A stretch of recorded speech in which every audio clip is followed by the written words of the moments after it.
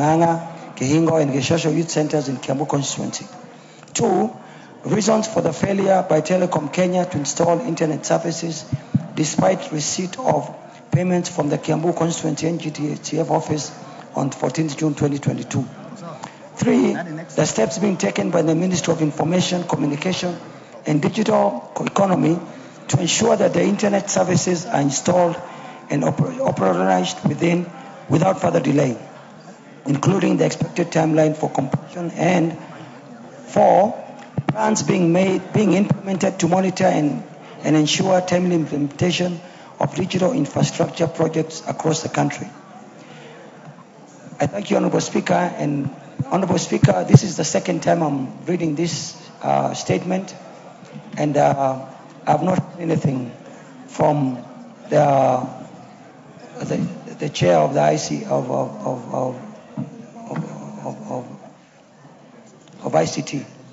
The chair ICT is KJ in the House. He isn't. Majority Leader, can you cause the chair to bring a response before we break for the long recess? Most obliged, Honorable Speaker. Joyce Kamene, member for Machakos County.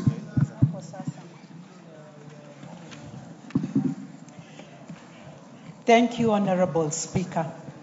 I request for a statement regarding registration of community groups and community-based organizations. Honorable Speaker, pursuant to the provisions of Standing Order 44-2C, I wish to request for a statement from the chairperson of the Department Committee on Social Protection regarding registration of community groups and community-based organizations by the Ministry of Labor and Social Protection. Honorable Speaker, community groups and community-based organizations are registered through the Ministry of Labor and Social Protection, specifically through the Directorate of Social Development. These organizations play a vital role in communities by empowering grassroots populations through the mobilization of groups, households, and individuals, facilitating the pooling of resources and promoting socio-economic development. However, the registration process appears to be convoluted and inaccessible to the targeted population, particularly at the grassroots levels, as many prospective applicants have limited access to internet services and digital platforms required for registration. Honorable Speaker, women and other vulnerable persons who form a significant proportion of these groups are concerned on the process of registration and seek civic education on registration requirements. In addition, the associated costs for registration, such as the approved registration fee, travel to registration offices, and statutory filing requirements, which low-income applicants, among others, may not afford. Honorable Speaker, it is against this background I request for a statement from the chairperson of Departmental Committee on Social Protection on the following.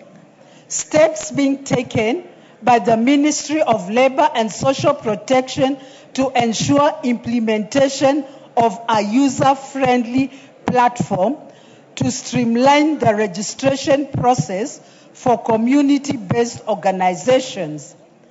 An indication on whether the ministry has undertaken a review for the registration process and related costs to ensure efficiency in delivering services to low-income communities and vulnerable populations.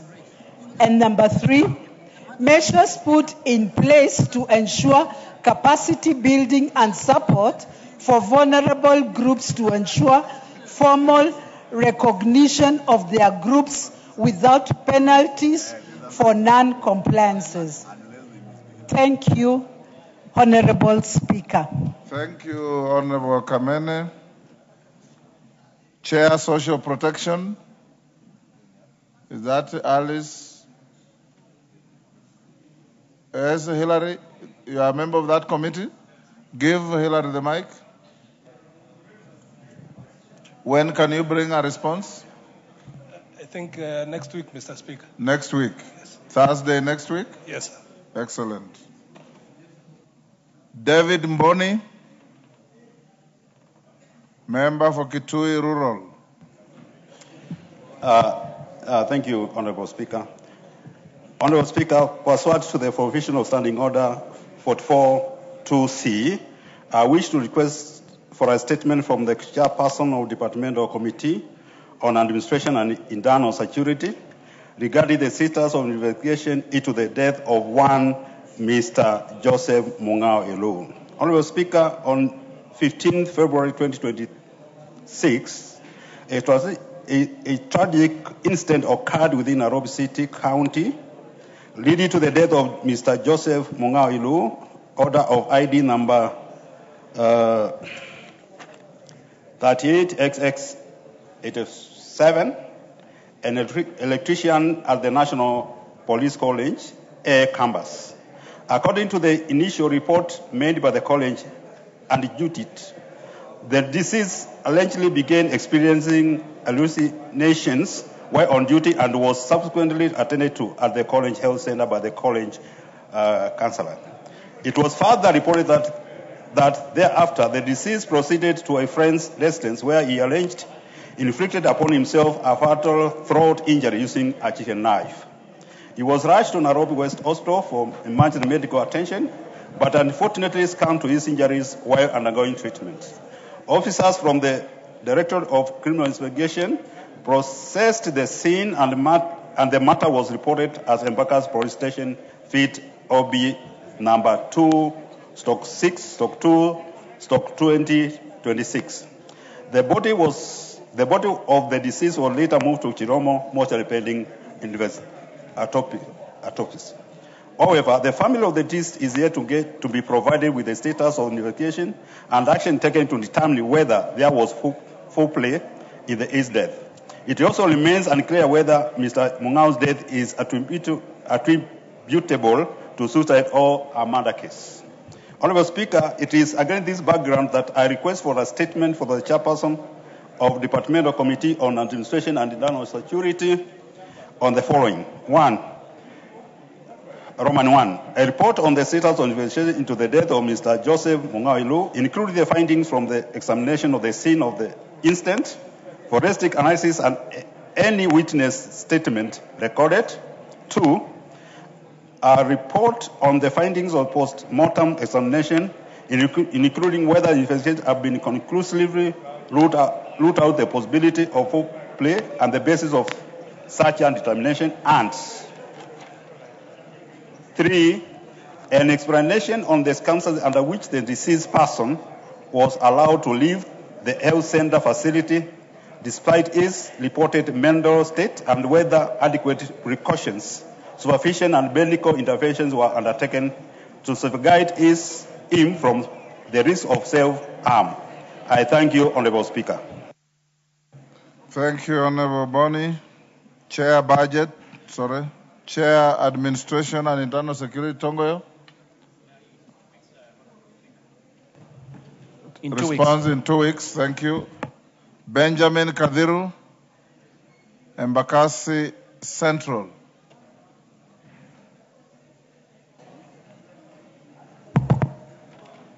Thank you, Mr. Speaker. Mr. Speaker, I'd like to seek a statement regarding public participation in the budget-making process. Honorable Speaker, pursuant to the provision of the Standing Order number 44-2C, I'd like to request a statement from the Chairperson of Budget and Appropriation Committee regarding public participation in the budget-making process. Honorable Speaker, Article 10 of the Constitution recognizes public participation as one of the national values and principles of governance. Further, Article 201 of the Constitution requires openness, accountability, and public participation in financial matters. In this regard, the National Assembly has continuously undertaken public hearing and engagement in the budget-making process. For instance, during the consideration of annual estimates for the financial year 2024-2025, public participation was conducted in 20 counties, among them being Nairobi City County. Similarly, during consideration of the recently concluded annual estimates in the financial year 2026-2027, public participation was conducted in 16 counties, including Nairobi City County. The public and the stakeholders who participated in this exercise have legitimate expectations that their views and projects' priority will be considered in the outcome of the budget process. However, concerns continue to arise regarding the extent to which the projects and programs identified by the public are prioritized, funded, and implemented. Honorable Speaker, it is against this background that I request for a statement from the chairperson of the Budget and Appropriations Committee on the following. 1. A list of all the constituencies in which public participation was conducted in Nairobi City County during consideration of the annual estimates for the financial year 2024-2025 and financial year 2026-2027. Number 2, comprehensive report on projects proposed through public participation during the consideration of the annual estimates for the financial year 2024-2025 in Nairobi City County, including amount allocated and the specific constituencies in which the projects are located. Number 3, the current implementation status of all projects identified through public participation and subsequently incorporated into the annual budget for the financial year 2024-2025, including a list of the funded projects and the respective constituencies. Number 5, the funds allocated to proposed projects in Nairobi City County that were incorporated through public participation process during consideration of annual estimate for the financial year 2026-2027. And finally, Mr. Speaker, number 5, the criteria used to identify the projects and programs to be implemented in the respective constituencies. I thank you, Mr. Speaker. Thank you, Honorable Benjamin. Chair, Budget and Appropriations. When can you bring a response? We can respond in 2 weeks. 2 weeks. Thank you. Thank you. Cynthia Muge. Yes, yes, Majority Leader. Honorable Speaker, you know the Chair Budget has said you respond in 2 weeks. But from our calendar, you know, in 2 weeks we'll be going on our recess. And the member for Embakasi Central was busy being engaged by the member for Embakasi East and the member for Kirinyaga, so he did not hear. So I wanted to help the member for Embakasi Central that the chair is saying he will respond to you in 2 weeks when we shall be on recess. So you are likely not to get your response. And Honorable Atandi, I know, is now chair for about a year. But the member for Embakasi Central, Honorable Speaker, maybe just for information of the House, because I was keenly listening to the issues he's raising, was a member of the Budget and Appropriations Committee in 2 out of the 3 years he's seeking that information. So maybe we could benefit from Honorable Atandi, first to bring the statement earlier, and to also tell us, is it that the member for Embakasi Central did not know what was going on in the Budget Committee when he was a member of the Budget Committee, to now request for a statement on issues he's transacted as a member of the Budget Committee? Or Honorable Atandi, is it, or are you, I don't know, I'm just lost there, because the member for Embakasi Central was a member of that committee. he should have known what happened in 2023, 2024, 24, 25. The chair was a member, I think, of the finance committee then. He was not even in the budget committee. So I'm just lost. Who is to give who information? Maybe that's why Atandi wants to take us to the recess period when we will not be here. And we would want to hear. Yes, Major Dong. Thank you, Mr. Speaker. I want to inform the majority leader that during that time, me and Honorable Atadi, we were both members of the budget committee. Again, after exactly the public participation about that financial year I'm seeking, majority leader removed me from that from budget and appropriation committee. So I don't know whether it's that the majority leader doesn't want the Embakasi Central people or Nairobi County people to benefit from the budget, or he doesn't want the residents of Nairobi to be informed on how the money is used and how the projects were identified. Point made. Are you comfortable to receive your response while on recess? Thank you, Mr. Speaker. But Honorable Atadi is a very good chair, but a cunning one, and that's why he's talking about the 3 weeks. So I will be comfortable if he promised to bring before the recess. And this is information. This information, Speaker, even if Honorable Atadi wish to submit this information next week, Tuesday, he can be able to get it. So I'm not comfortable, and I request you, Mr. Speaker, you... Let him finish. Yes, Majority Leader. Honorable Speaker, some of these people are just fond of accusing me because it helps them with bonga points, with their constituents.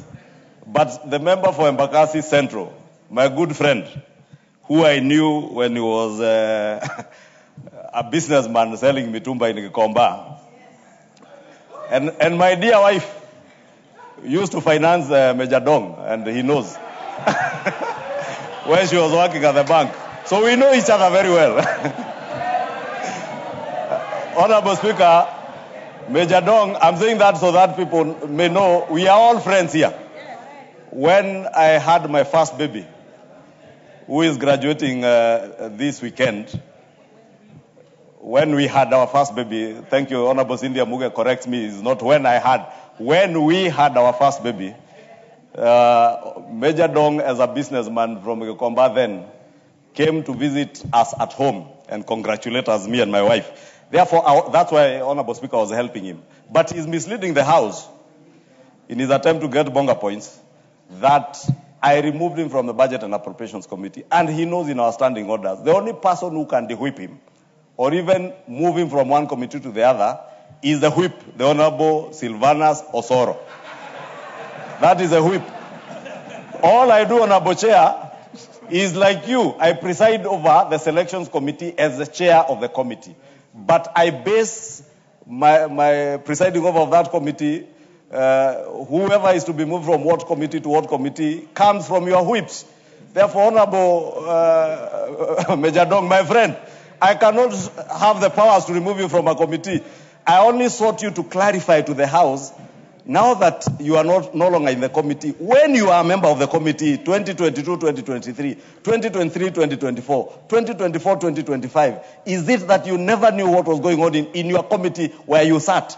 That is all I sought you to clarify. Order, Gadiru, I've not given you the floor. Let's make progress. So much of that comic relief. Cynthia Muge.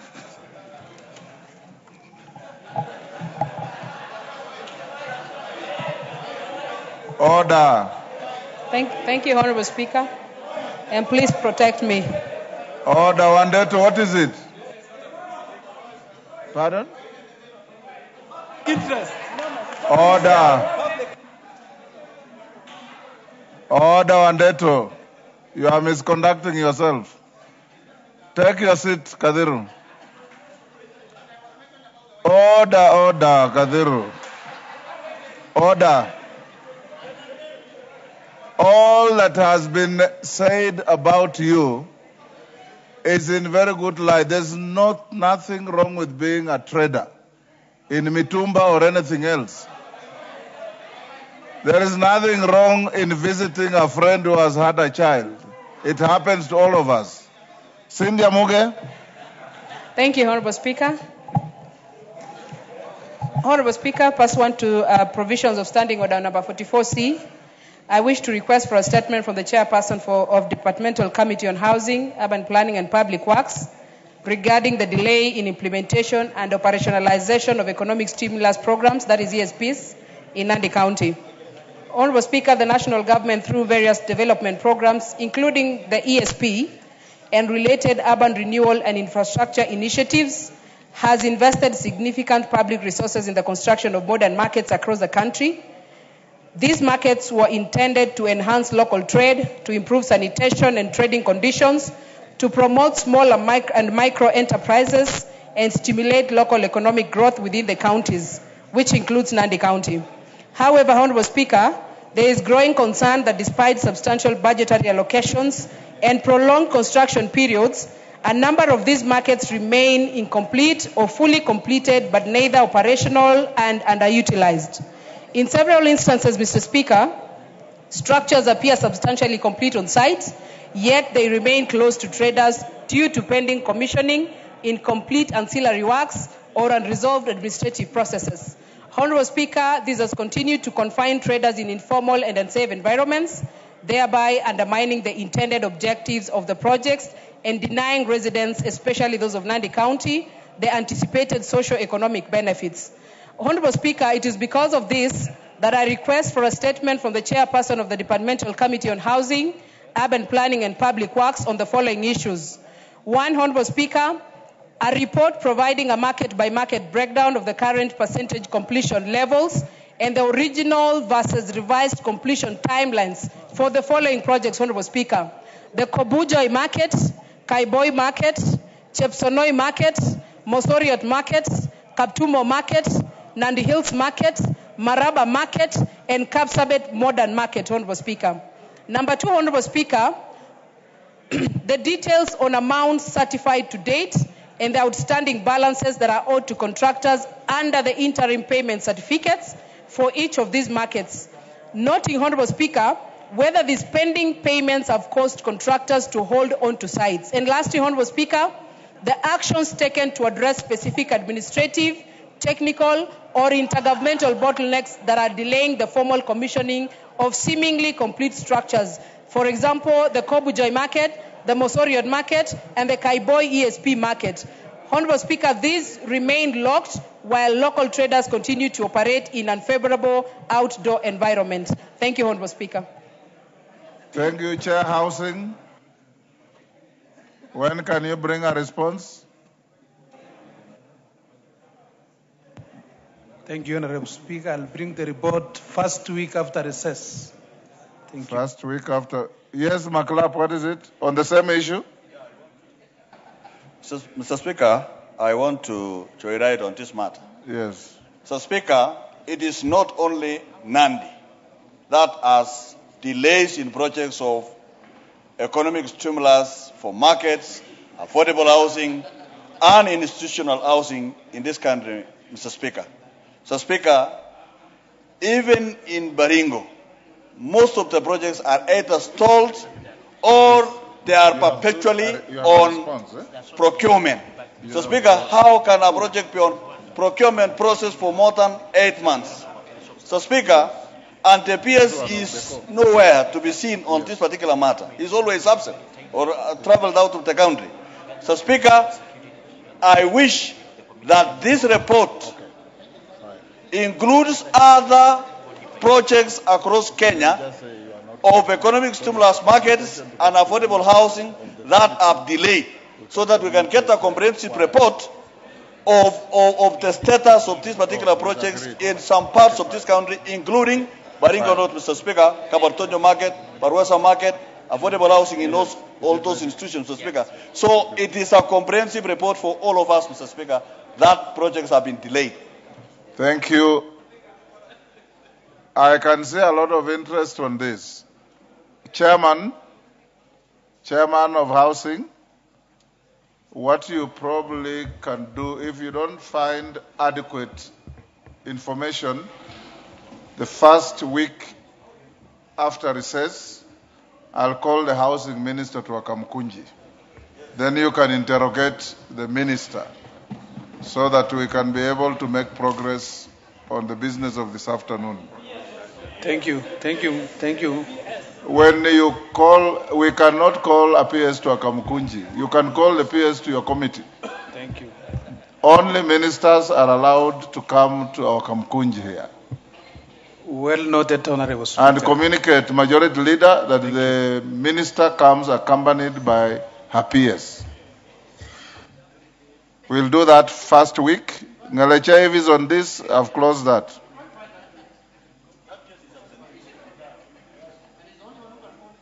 Yes. Daniel Carrido, member for Igembe Central. Is he in the house? Daniel Carrido. Question stayed. Peter Masara, member for Suna West. Thank you, Mr. Speaker. Mr. Speaker, I request for a statement regarding the rehabilitation of the Migori River Bridge. Honorable Speaker, pursuant to the provision of Standing Order 44-2C, I rise to request for a statement from the Chairperson of the Departmental Committee on Transport and Infrastructure regarding the rehabilitation of Migori River Bridge. Honorable Speaker, on 7th March 2026, the Migori River Bridge, which was in a deplorable state, was temporarily closed by the Kenya National Highway Authority, KENHA, after a section of its wall was found to have signs of structural weakness. The closure followed rising water level in the River Migori as a result of heavy rain, making immediate repair impossible. According to KENHA, the bridge was to be repaired once the water level subsides.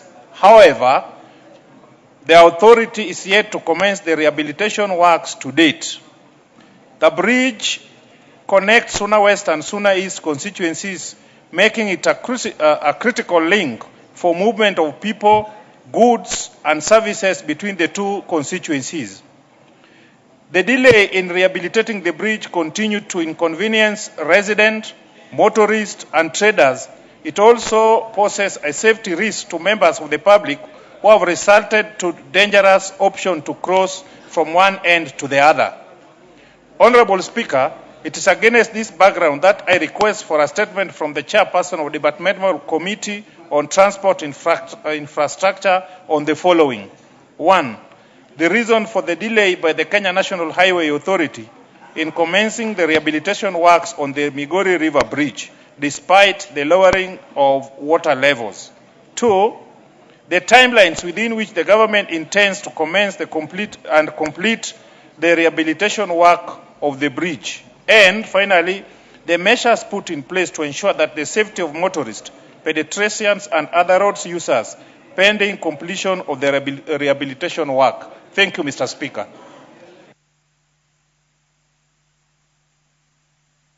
Yes, sorry. Chair Transport, you want to joyride on this? Yes, Suna East. Mr. Speaker, there is a matter raised by my colleague, Honorable Masara. Mr. Speaker, it's a very, very serious matter. And Mr. Speaker, you have visited Migori several times, many times. Even I've gone with you. Mr. Speaker, that is the... Even when you are a council. Yeah, correct. Yes. Mr. Speaker, that is the main bridge that connects between the two cities. Yes. Yes, St. Paul and Minneapolis. Yes. Mr. Speaker. And it has been broken for the last 6 months, Mr. Speaker. It is the main bridge it is in the center of the town. That's how people move from one side to the other by truck, by vehicles, by motorcycles, animals, everything. Mr. Speaker, now people are using a longer route, and the longer route they are using, the road was not meant for heavy traffic. That is the road also that goes to Tanzania, to the border of Hispania, the one that passes in the center of the town. Mr. Speaker, that bridge got broken when it rained last heavily, I think 6-7 months ago. And Kenya said they are waiting for the waters to subside. Mr. Speaker, That town is at standstill as we speak. Yesterday, I called the Kenya Director General. He told me we are doing something about it. But, Mr. Speaker, these are matters that cannot wait even for a response from Transport Committee. That town is in crisis. That place is kaput. No work is going on, Mr. Speaker. Mr. Speaker, do something. Do something, please. Chair Rhodes. Komingoi, you are the Vice Chair. No, I'm not, but I'm a member of the committee. Yes, Junet. Mr. Speaker, the chair of transport is never in the house. Kimongo is the one who answers questions for him all the time. I'm told he's running a small restaurant somewhere near Gigiri there. Mr. Speaker, Seligman, let him come to the house and tell us we have a problem.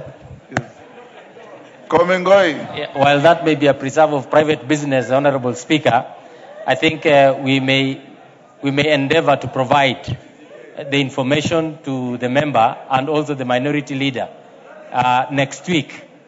Can you bring a response next week? Wednesday next week? Yes, Honorable Wednesday Speaker. next week. Thank you. Responses. The first response, Major Deco's request. Both Major Deco and the chair of the committee have spoken to me and have agreed that they will prosecute the matter better before the committee. I have acceded to that. Onesimus Ngogoyo's request.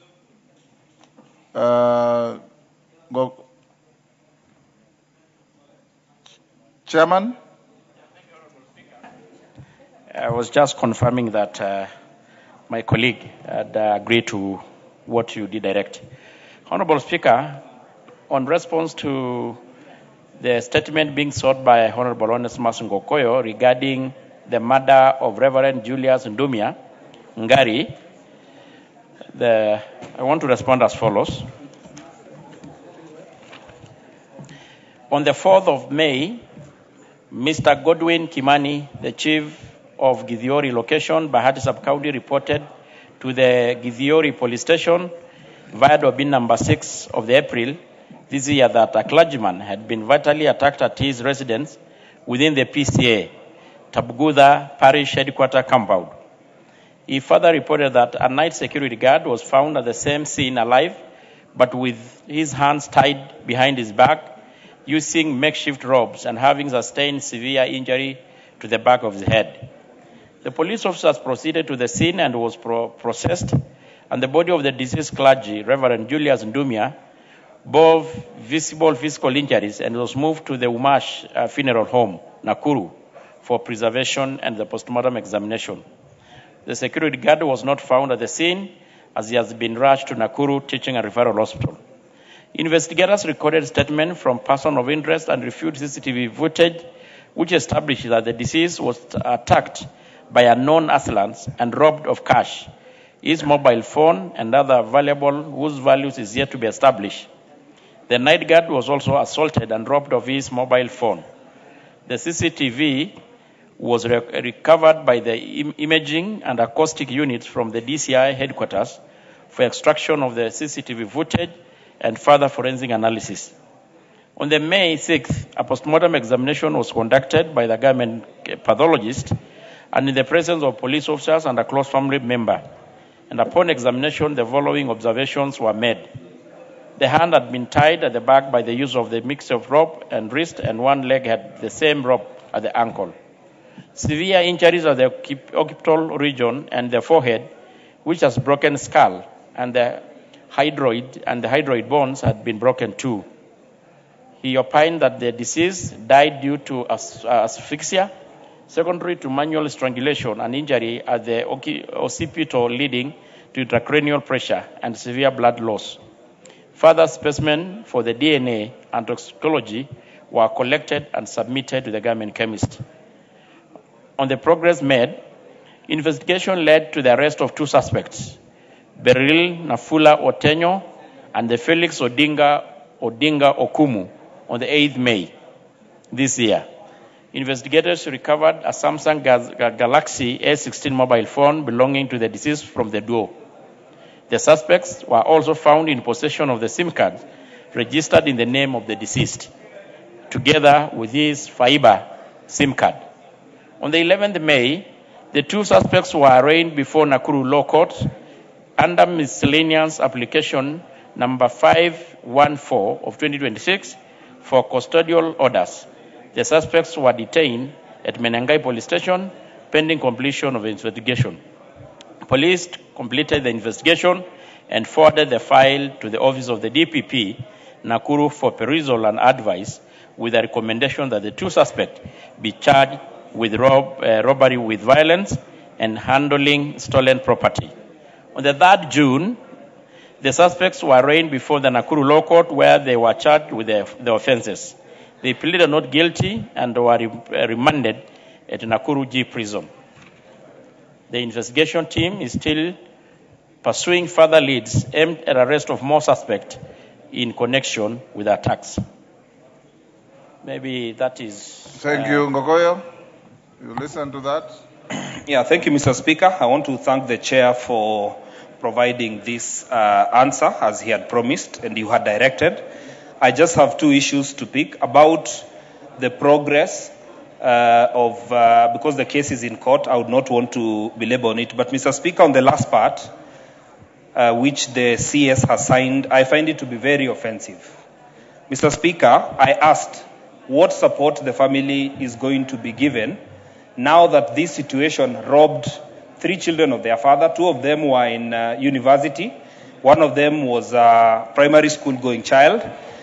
Was there any support? In that answer, the minister says he has directed the family and the church to relevant agencies for psychological support. That is not what I asked, Mr. Speaker.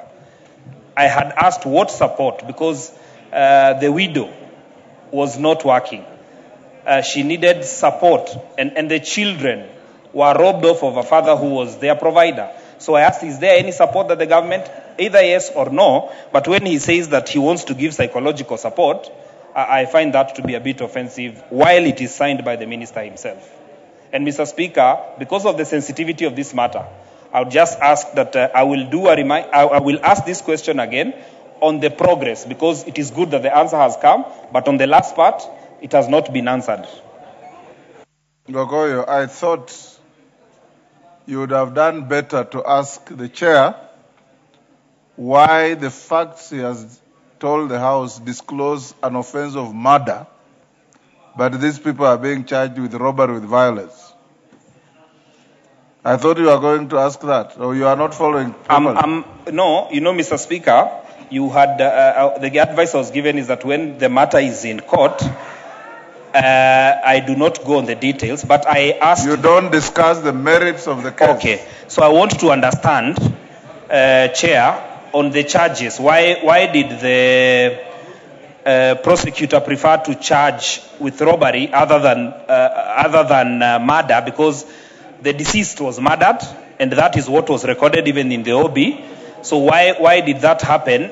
Unlike what was even what they had given even in their first report, the National Police Service, Mushiri, the spokesman, gave a report that they will charge them with murder, which has not happened in this case.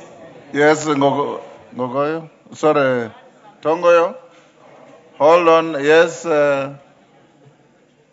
Thank you very much. Thank you so much, Honorable Speaker, for giving me a chance to add something. We are also wondering, as we sit here with our chair, but now that I have the mic, we are wondering why the Honorable Ngogoyo does not value psychosocial support. Because I believe that it is extremely important. It's not only the financial side of it, but I think the Honorable Member should appreciate that psychosocial and psychological support is so important, even as he looks towards the financial support. And Speaker, the matter that you have raised. Thank you. Yes, Tongoyo. Thank you, Honorable Speaker, and I really do agree on what you actually suggested. But on what Ngogoyo had asked, I think it is beyond the scope of actually the ministry. Because ours was really to the end where now, when the matter is before the court, it is now a judicial matter. The police have done their job. They had actually reached the file, the ODPP, and the issue of support and probably could be even actually now on the scope of the other, like the Ministry of Health. So to that extent, as much as we really feel also for the family, I, Honorable Speaker, feel that that is beyond the scope of the ministry. Thank you. Honorable members, I acknowledge in the Speaker's gallery Mbe Secondary School from Kadhiani, Machakos.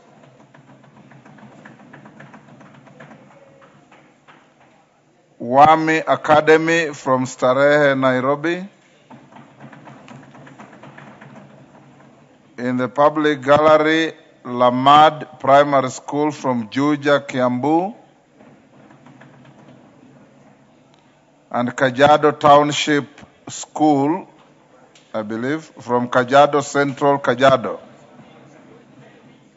On my behalf and on behalf of the House, we welcome the students, their teachers, and those accompanying them to the House of Parliament.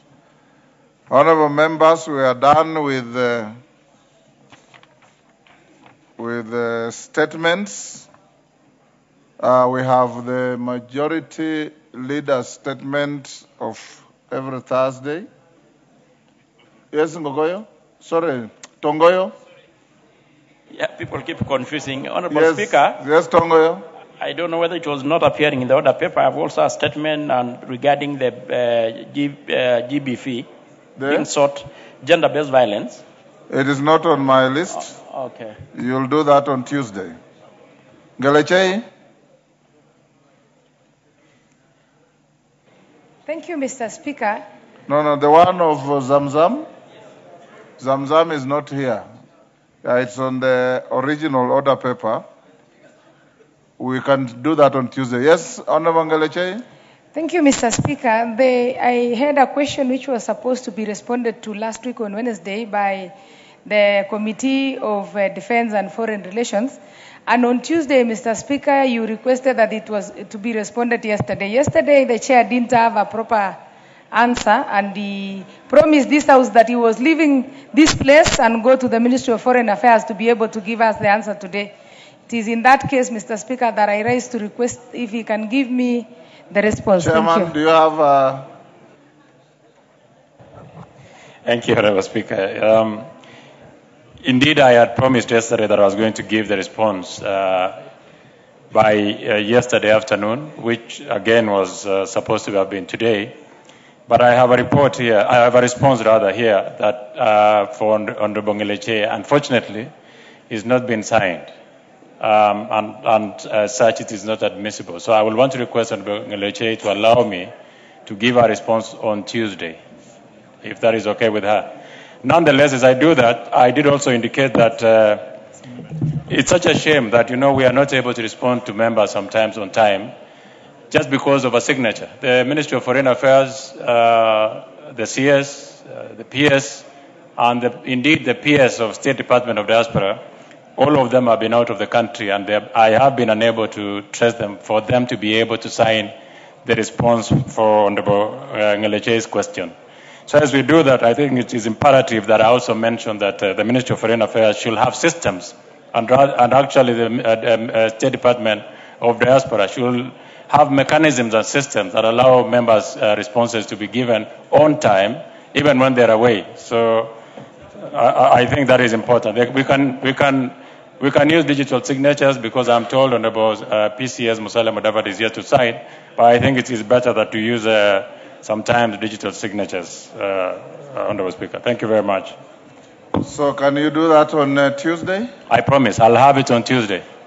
Ngeleche, Tuesday? Majority Leader? Your Thursday statement? Thank you, Honorable Speaker. Honorable Speaker, pursuant to the provision of Standing Order 44.2a, I rise to present the following statement on behalf of the House Business Committee, which met on Tuesday, 16th June 2026, to prioritize business for consideration during the week and the business coming before the House in the following week. Honorable Speaker, allow me first to thank honorable members, individually and collectively as a House, for dedicating additional sitting time this morning to consider certain budget-related priority business, which we finalized with the appropriation bill in the second and third reading stages this morning. It is my hope that we sustain this impetus at all times as we consider the important trusts that have been bestowed upon us by the people of Kenya. Honorable Speaker, with regard to business scheduled for Tuesday next week, the House is expected to undertake the following. 1, the second reading of the following bills, if not concluded in the course of business today. 1 is the Sovereign Wealth Fund Bill of 2026 and the Competition Amendment Bill of 2026. 2 is a Committee of the Whole House on the following bills. 1, the Central Bank of Kenya Amendment Bill of 2026. 2, the Kenya Revenue Authority Amendment Bill of 2026. 3, the Fisheries Management and Development Bill of 2023. And 4, the Public Participation Bill of 2025. Additional, Honorable Speaker, debate will also be undertaken on the following motions. 1, consideration of nominees for appointment as members of the NGCDF board. I think it's important I repeat that so that I have the attention of all members, because this relates to all of you, that we will have debate on consideration of nominees for appointment as members of the NGCDF board. 2 is consideration of a petition regarding variation of boundaries for 3 specified forests. 3 is report of the Kenyan delegation to the 151st Assembly of the IPU, the Interparliamentary Union, and related meetings. 4, second report on the status of reports on petitions and resolutions. 5, consideration of the petition regarding the proposal to amend the Consumer Protection Act. 6, report on the audited financial statements of selected state corporations in the roads and transport sector.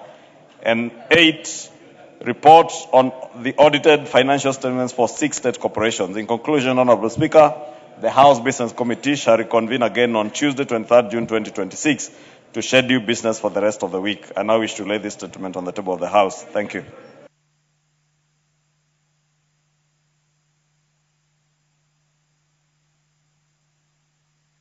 Yes, member for Mukurweini.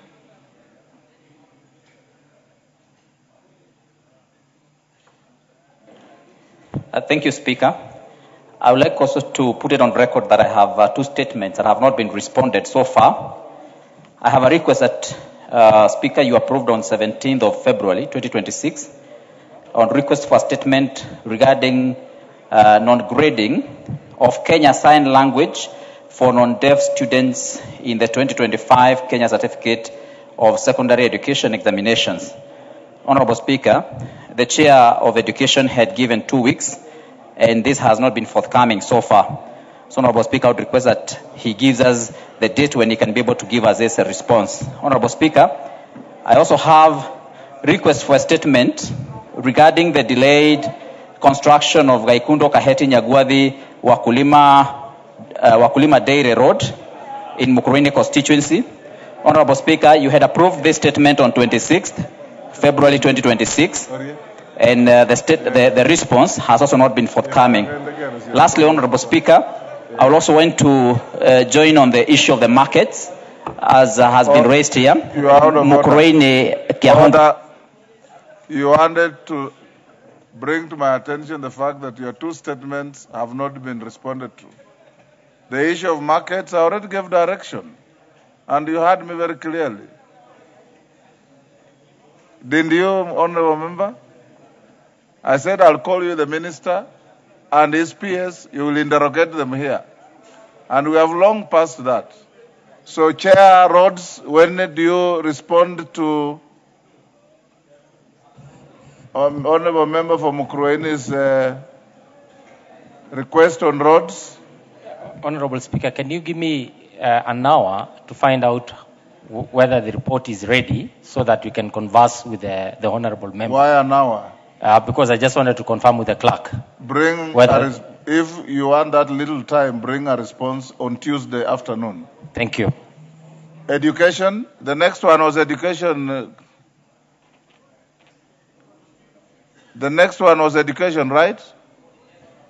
Where is the chair education?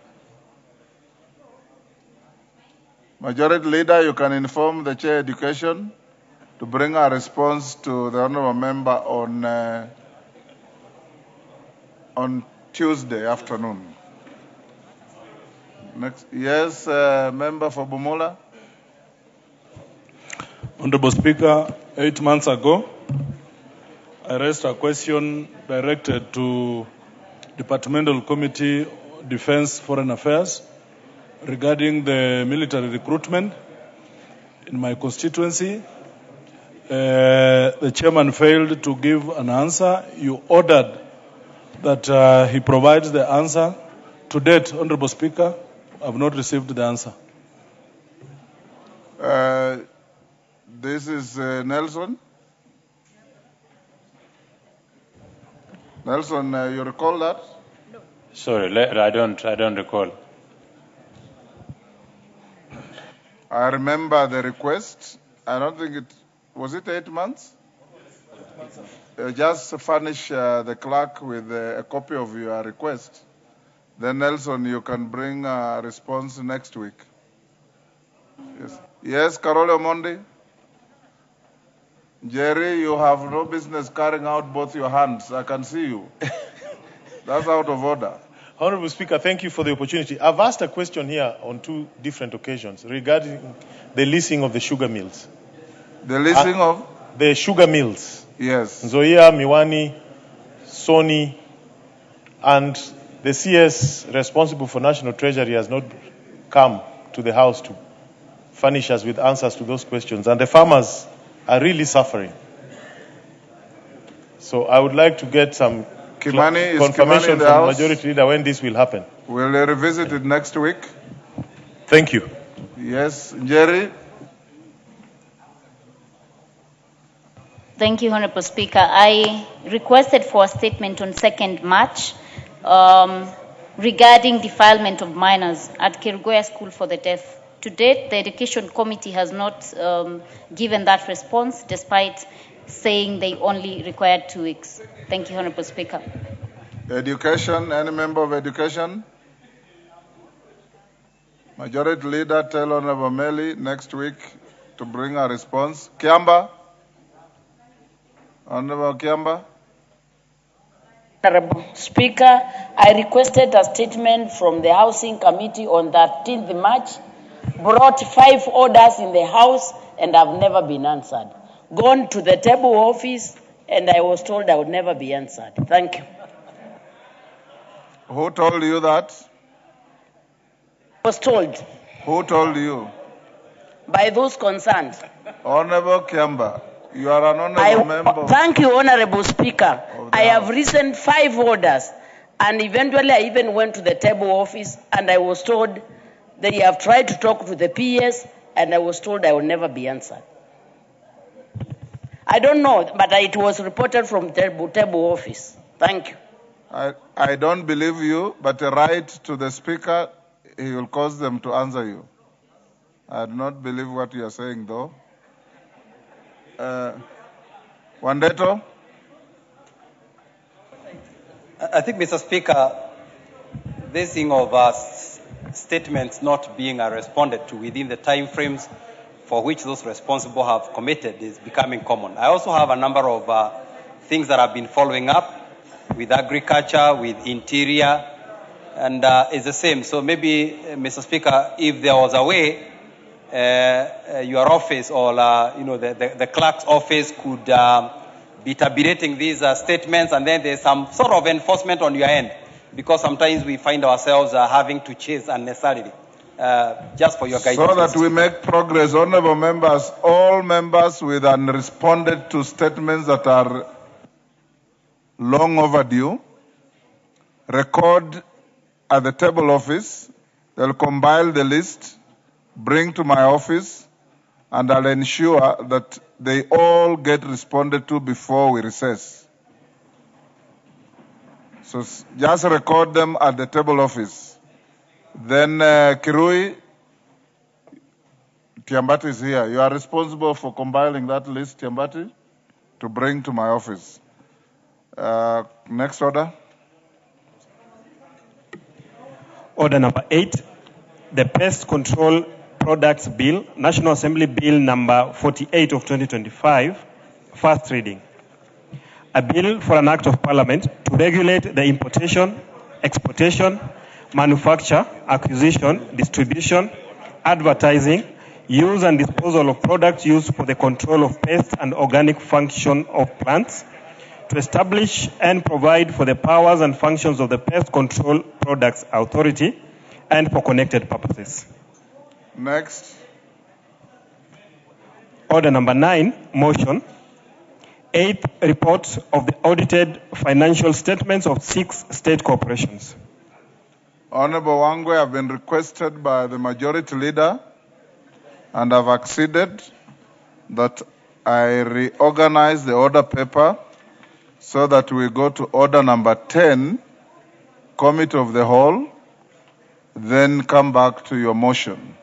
Is that okay with you? Give Honorable Wangwe the mic. Thank you, Honorable Speaker. Honorable Speaker, that's quite in order. Thank you. Yes, sir. Next order.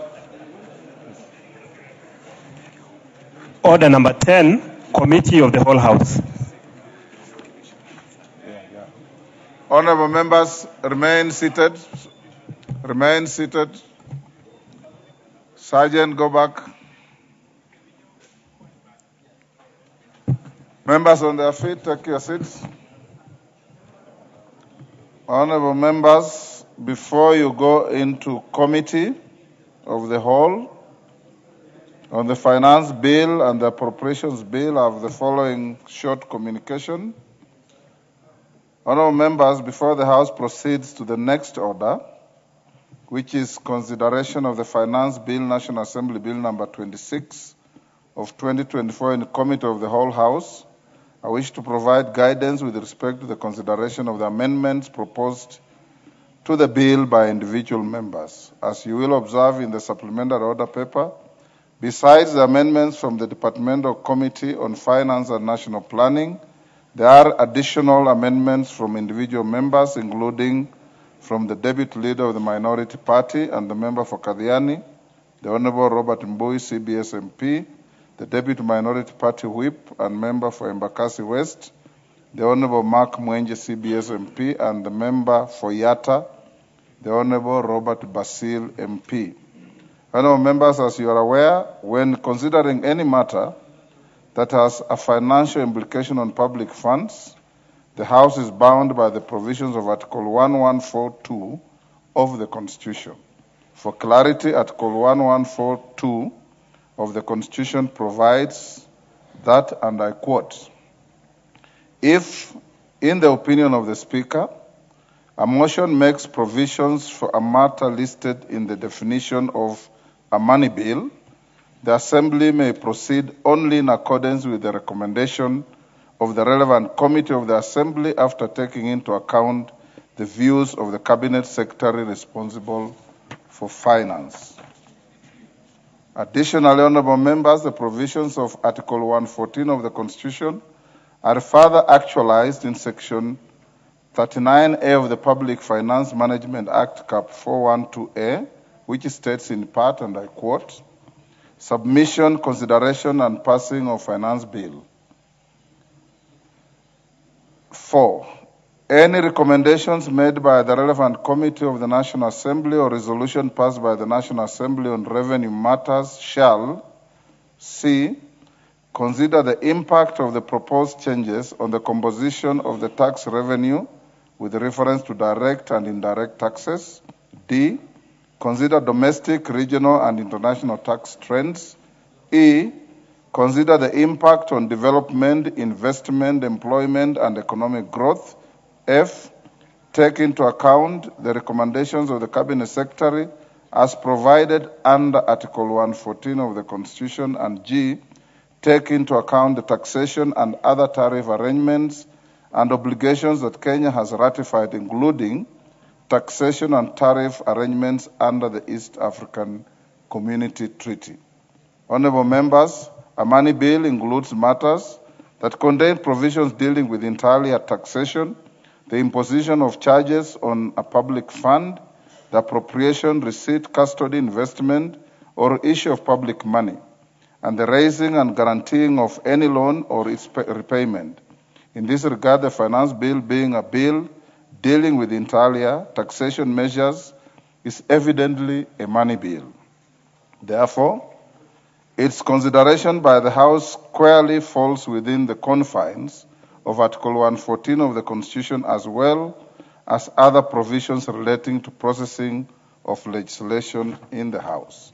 In this regard, honourable members, I have analysed the amendments proposed to the bill and noted that some contain proposals touching on matters listed in the definition of a money bill pursuant to the provisions of Article 1142 of the Constitution.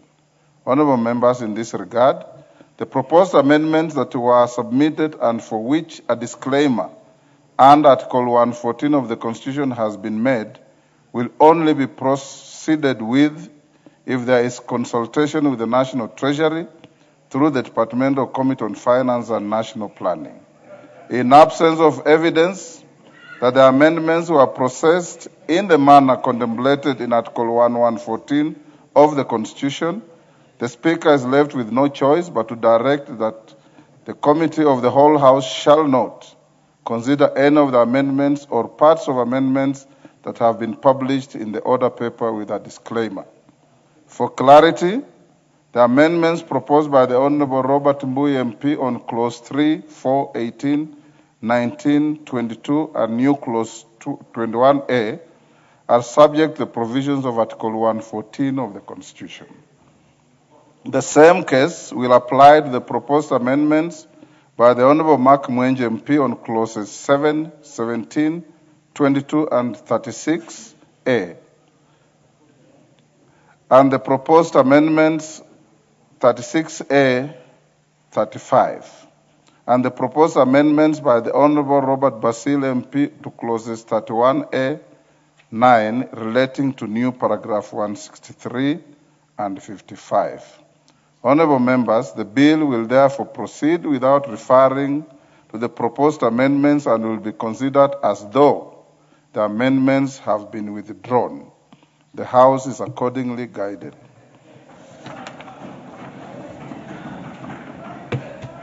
Honourable members, it's as clear as that. The Speaker did not write the Constitution. We wrote it as Kenyans, including yourselves. And we are all bound by it. So when you deal with delicate matters like finance bill and appropriations, I encourage you, and money bills, just do a bit of reading. Just do a bit of reading. I have a lot of consultants and advisors employed by you in this parliament. Just go to the Directorate of Budget. There is a very well-educated young man there called Dr. Masinde, a PhD holder in finance matters. He will help you so that when you bring your amendments, I'll approve any amendments you bring that conform with the Public Finance Management Act, the standing orders, and the Constitution. I'm a facilitator. Where you offend the law, again, my hands are tied.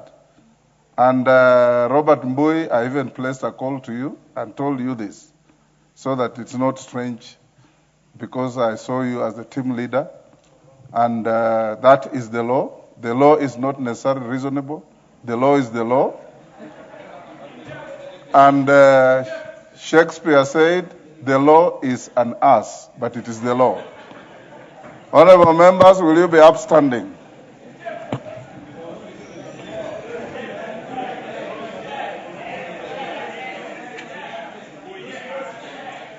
Order.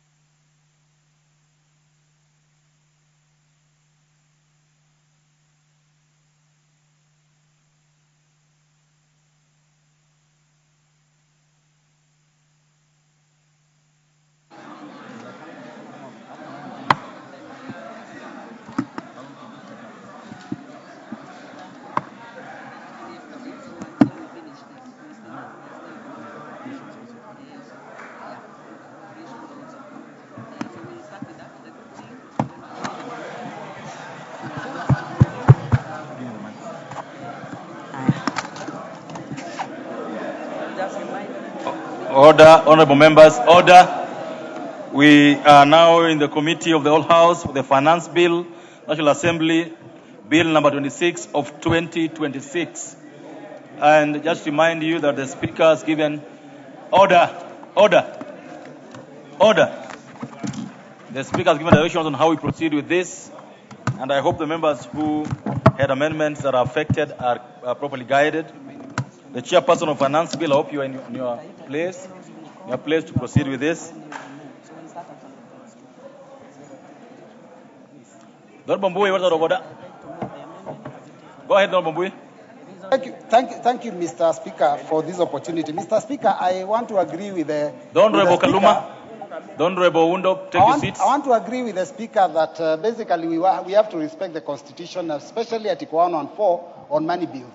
But, Mr. Speaker, this debate on the finance bill was done yesterday and was concluded yesterday at 1. Now, Mr. Speaker, if now it comes on the order paper today, there is absolutely no way then any member would have had the opportunity to do the consultation required. So I want to go on record that maybe in the future we ensure that we give enough time for members to be able to propose amendments, do the consultation with the committees, so that we go to committee of the House when we are all of us okay. Because right now I thought I would have been deliberating my proposals, but it looks like the law has locked me out. It isn't because we don't know the law. It's just because there was not enough time, Mr. Speaker. The Honorable Kaluma. The Honorable Majority Leader, what do you have to say on this? The Honorable Mbui's comments are fair comment. Go ahead. Honorable Speaker, I want to agree with Honorable Robert Mbui, and he's correct. And the Speaker was more correct, quoting Shakespeare, that the law is an ass, but the Constitution is probably a bigger one, because Article 114 is in our Constitution.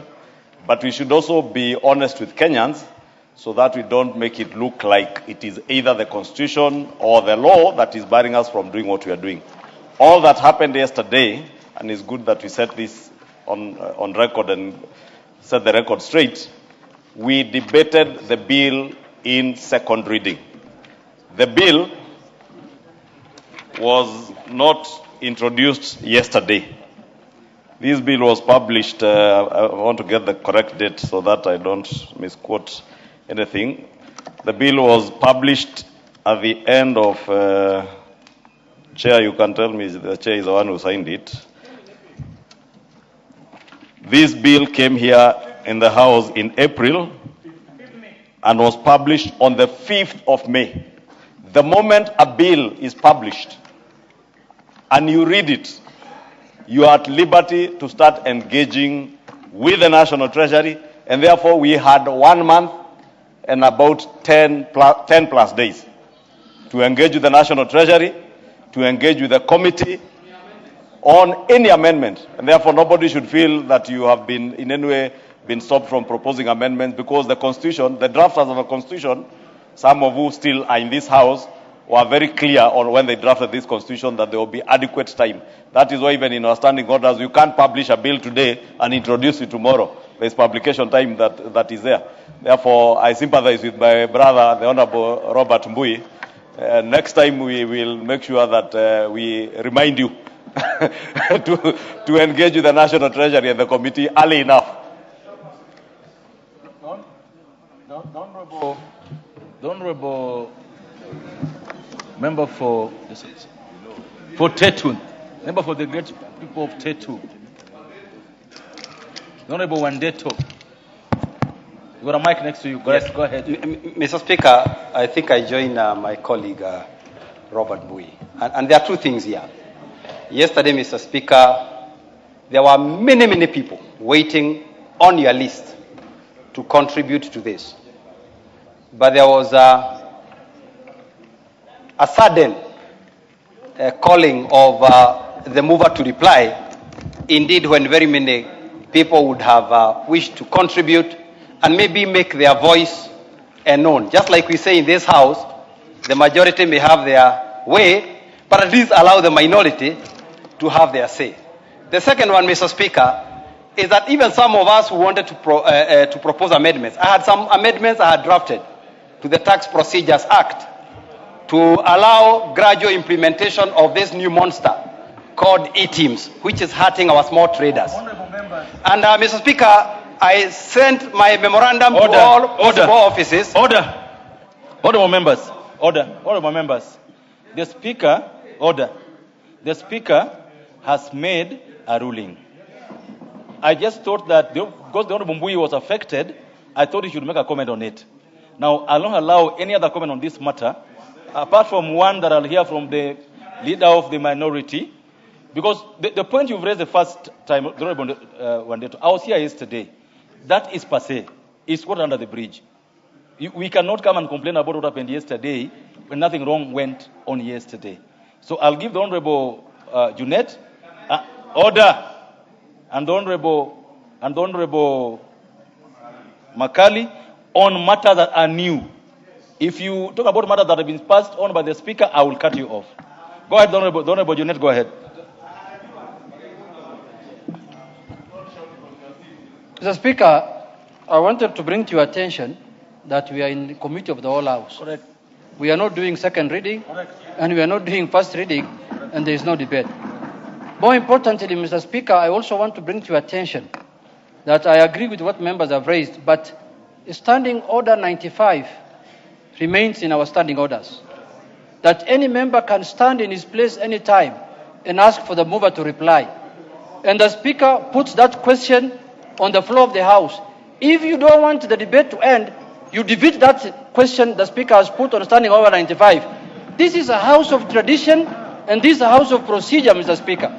And we have not started Parliament yesterday, today. I knew some of our members are new, and they are slow learners. But that is the position of the House.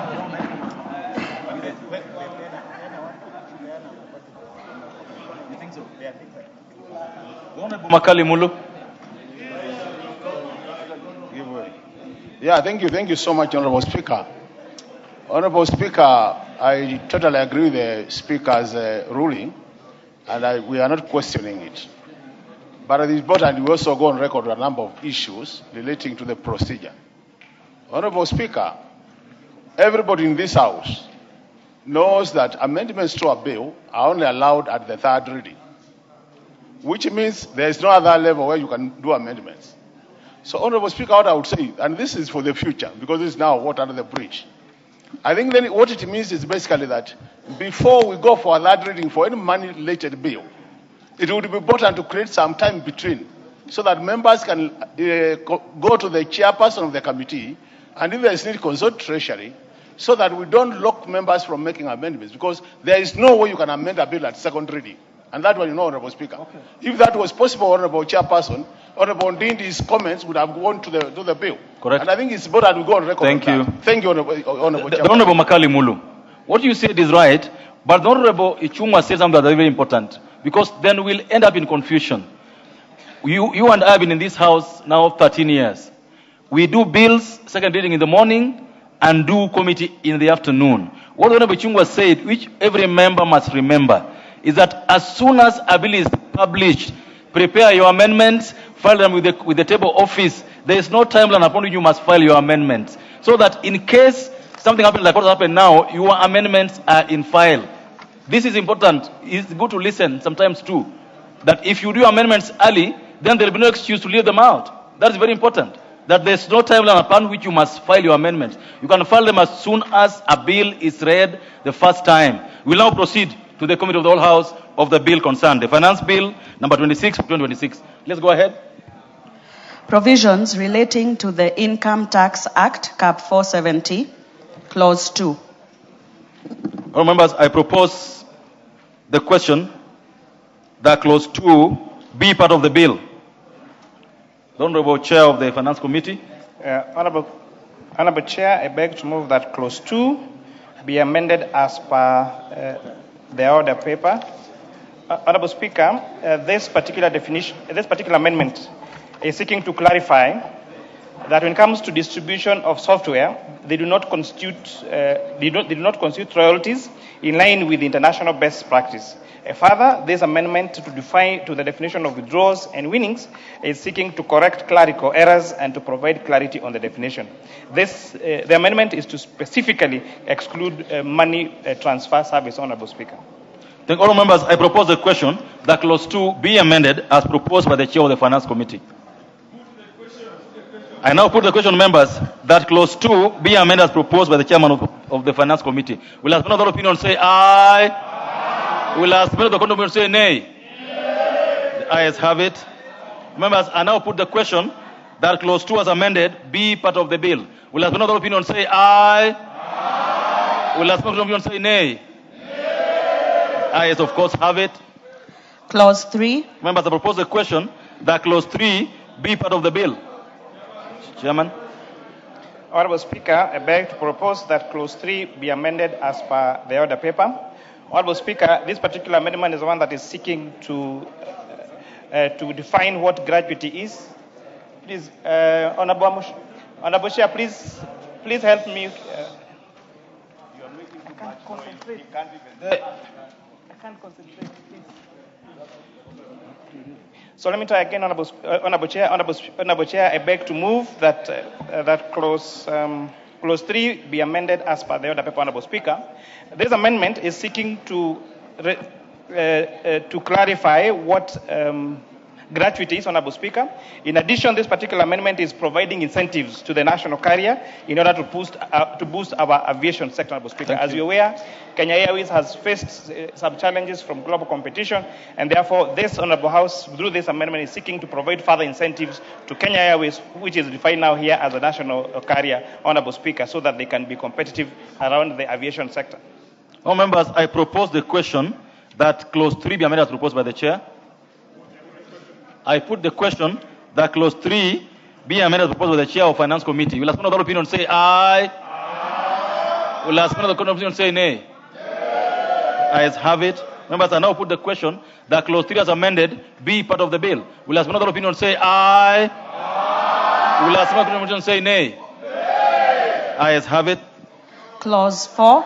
Members, I propose the question that clause 4 be part of the bill. Remember, there will be no amendment. I now put the question that clause 4 be part of the bill. As another opinion say aye? Aye. Will as another opinion say nay? Ayes have it. Clauses 5, 6, and 7. Members, I propose the question that clauses 5, 6, and 7 be part of the bill. There being no amendment, I put the question that clauses 5, 6, and 7 be part of the bill. Will as another opinion say aye? Aye. Will as another opinion say nay? Ayes have it. Clause 8. Members, I propose the question that clause 8 be part of the bill. Chairperson. Honorable Chair, I beg to move that clause 8 be amended as per the order paper. Honorable Speaker, it's important to note that this amendment is not substantive, but only seeking to clarify the provisions of that, that new section 11 of the Income Tax Act. I beg to move, Honorable Chair. All members, I propose the question that clause 8 be amended as proposed by the chair of the Finance Committee. I now put the question that clause 8 be amended as proposed by the chair of the Finance Committee. Will as another opinion say aye? Aye. As many opinion say nay? Ayes have it. Members, I now put the question that clause 8 as amended be part of the bill. Will as another opinion say aye? Aye. Will as another opinion say nay? Ayes have it. Clause 9. Members, I propose the question that clause 9 be part of the bill. There being no amendment, I put the question that clause 9 be part of the bill. Will as another opinion say aye? Aye. Will as another opinion say nay? Ayes have it.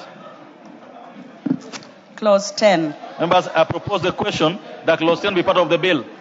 Chairperson. Clause 10, Chairperson. Honorable Chair, I beg to move that clause 10 be amended as per the order paper, Honorable Speaker, that in subsection 2, by inserting the following new provision, provided that in case of a person carrying out a money lending business, bank or financial institution licensed under the Banking Act, Microsoft Act or Central Bank Act, a debt that has become bad in accordance with guidelines issued by a commissioner shall include principal, interest, and any other amount. Honorable Chair, this is a very critical amendment, Honorable Speaker, because currently, as it is in the law, if a bank or a microfinance institution incurs a loss on their bad debts, then there has been a limitation on them not being allowed to claim that as bad debts. And therefore, Honorable Speaker, this now provision will make it cheaper, Honorable Speaker, to access banks, Honorable Speaker, to access these particular loans by allowing these institutions to claim bad debts, Honorable Speaker, and to seal loopholes that have been used in the computations. I beg to move, Honorable Speaker. Thank you. Order, the Honorable Kaluma, order. Members, I propose the question that clause 10 be amended as proposed by the Chairperson Finance Committee. I now put the question that clause 10 be amended as proposed by the Chairperson Finance Committee. Will have another opinion say aye. Will ask those of the contrary opinion say nay. Ayes have it. I now put the question, members, that clause 10 as amended be part of the bill. Will ask another opinion say aye. Will ask those of the contrary opinion say nay. Ayes have it. Clauses 11, 12, 13, 14, and 15. All members, I propose the question that clauses 11, 12, 13, 14, and 15 be part of the bill. There being no amendments, members, I put the question that clauses 11, 12, 13, 14, 15 be part of the bill. Will ask another opinion say aye. Will ask another opinion say nay. Ayes have it. Clause 16. Remember, I propose the question that clause 16 be part of the bill. Chairperson? Honorable Speaker, Honorable Chair, I beg to move that clause 16 be amended as per the order paper. This is the issue of deemed dividend distribution. The proposed introduction of a 60% deemed dividend distribution threshold would improve an unnecessary burden on businesses and limit the ability to retain earnings for reinvestments. Noting further that existing legal framework already provides sufficient discretion to address tax avoidance concerns. So, Honorable Speaker, this is one of the issues that I know some of the members from across the aisle had raised, Honorable Speaker, and the committee listened to the members of the public, and we have now proposing this particular amendment, Honorable Speaker. Oh, members, I propose the question that clause 16 be amended as proposed by the Chair of Finance Committee. I now put the question that clause 16 be amended as proposed by the Chairperson of the Finance Committee. Will ask another opinion say aye. Will ask another opinion say nay. Ayes have it. Oh, members, I now put the question that clause 16 as amended be part of the bill. Will ask another opinion say aye. Will ask another opinion say nay. Ayes have it. Oh, members, as we say ayes and nays, order. As we say ayes and nays, we are joined by students from Kongotik Girls School, Bomet Central in Bomet County, in the Speaker's Gallery, and students from Muya Comprehensive School, Kiambaa Constituency, Kiambu County, Redeemed Hope, and then you have children from, this is Muya Comprehensive Redeeming Hope Senior School from Kiambaa, and Redeemed Hope Senior School in Bakasi, Nairobi. They are all welcome for the proceedings this afternoon. Honorable Mwenje, you want to say something about the bill or the students? Okay, 30 seconds. Give it to Honorable Mwenje. You got the mic. Thank you, Honorable Speaker. Honorable Speaker, I just want to welcome the students to Parliament as they observe the Committee of the Whole. That school that Redeemed Home from Embakasi West is in Umoja, Honorable Speaker, and it's one of those schools that is really rising and helping, especially the underprivileged. And I think on your behalf of Mr. Chairman and the House, let me welcome the students once again to observe the proceedings as we pass and oppose the finance bill. Thank you. Thank you so much. I think the students are sufficiently encouraged by your statements, and we welcome the full proceedings. The Honorable Judicial Leader, what you want to the students of the bill? Chair, allow me also in 30 seconds to welcome those students. Go ahead. And to also inform them that when we vote in the affirmative or in the negative, it is part of our democracy. But it is also good for us to realize that in some of the proposals where we are reducing taxes, if you are voting no, you are saying those high taxes that Kenyans have been complaining about to remain. So be careful. Okay, that is effort. We were welcoming students to the House. There's no debate. There's nothing out of order. This has been done. Honourable members. Honorable members, I only allowed the two members to welcome students to the house. On this side, the Honorable Bunge did it for us. On this side, the Honorable Ichung'wah done it for us. Let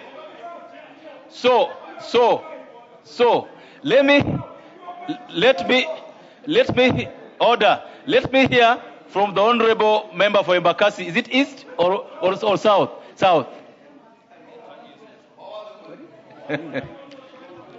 Thank you.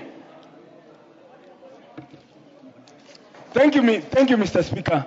Mr. Speaker, we don't want any useless advice. Are you welcoming students or talking about a debate? I'm talking about the No, you can't do that. You can't do that. All members, the effect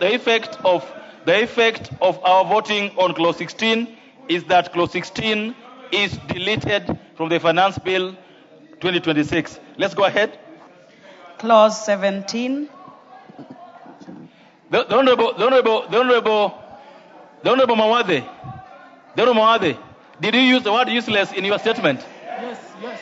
Did you use the word useless in your statement? Will you proceed? I withdraw and apologize. Yeah, gentlemen, thank you. Yeah, gentlemen, thank you so much. Let's proceed. No, that's passed. That's been passed. That's gone. Clause 17. That's gone. I propose a question that clause 17 be part of the bill. Chairperson.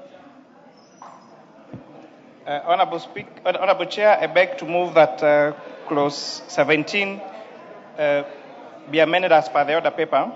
This proposed, Honorable Speaker, is to repeal the proposed repeal of the exemption on payments by the national carrier to non-resident service providers would increase business costs, raise compliance and operational expenses, and disadvantage access to specialized foreign services critical for maintaining international aviation standards.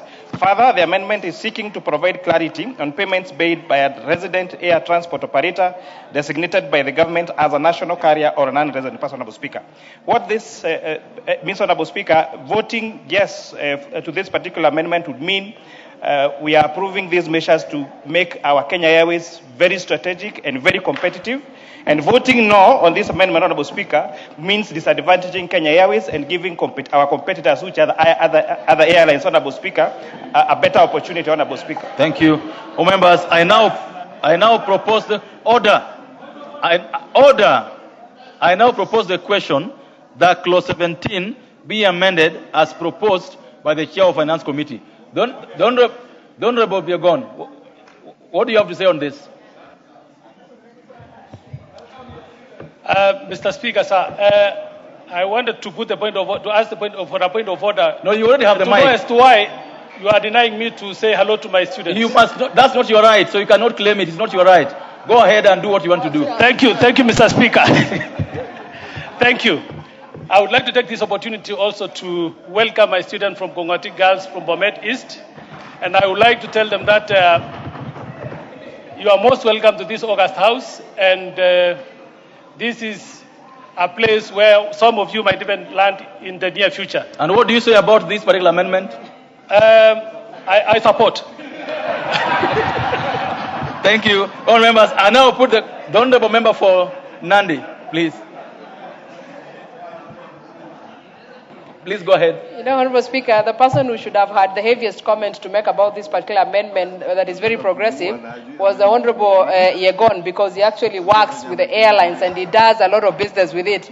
But Honorable Speaker, allow me to borrow his word so that I can be able to say and appreciate the committee for actually considering this amendment. This is part of the issues that the eyes of the Kenyans who do business and even travel around here had actually picked. So this is a very progressive amendment to make sure that our national carrier, that is the pride of Africa, gets to continue flying and gets to make more profits. So I support this amendment. I put the question, therefore, that clause 17 be amended as proposed by the Chair of Finance Committee. Will as member of that opinion say aye? Aye. Will as member of that opinion say nay? Nay. The ayes have it. I now put the question to members that clause 17 as amended be part of the bill. Will have another opinion say aye? Aye. Will have those opinion say nay? Nay. The ayes have it. Clause 18. Now members, I propose the question that clause 18 be part of the bill. Chairperson. Honorable Chair, I beg to move that clause 18 be amended as per the order paper. Honorable Speaker, by deleting clause 18, Honorable Speaker, this was where Kenyans were telling us the nil return filers, Honorable Speaker, there were further requirements that were being recommended for them in this particular bill, Honorable Speaker. And having listened to the views of the members of the public, they felt the status quo for filing of nil returns should remain. And therefore, Honorable Speaker, voting yes for this particular amendment would mean that Kenyans that file nil returns would have no extra burden, Honorable Speaker. Voting no to this amendment would mean that then we would have more requirements on taxpayers, Honorable Speaker, on nil return filers, Honorable Speaker, and this would be very problematic. This is one of the things we pick from public participation, Honorable Speaker. Members, I propose the question. I now propose a question that clause 18 be amended as proposed by the Chair of Finance Committee. The Honorable Pukose. Thank you, Honorable Speaker. Honorable Speaker, I think this is a very good amendment because considering that anybody who is over 18 years is supposed to file returns, and you'll find that we have students who are at the university who are not employed, and they have been filing returns. Even some of them who are in other countries, they have been calling us to ask that they are supposed to file returns because KRA has returned.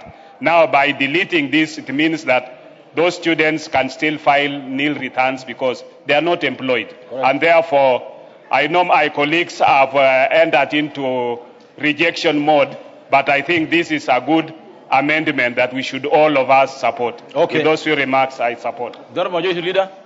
Majority Leader. Honorable Chair, I rise to support this amendment, and as the Chair has said, the proposal in the bill was to move people who are doing their returns, nil returns, people who have no income to declare to KRA for tax purposes.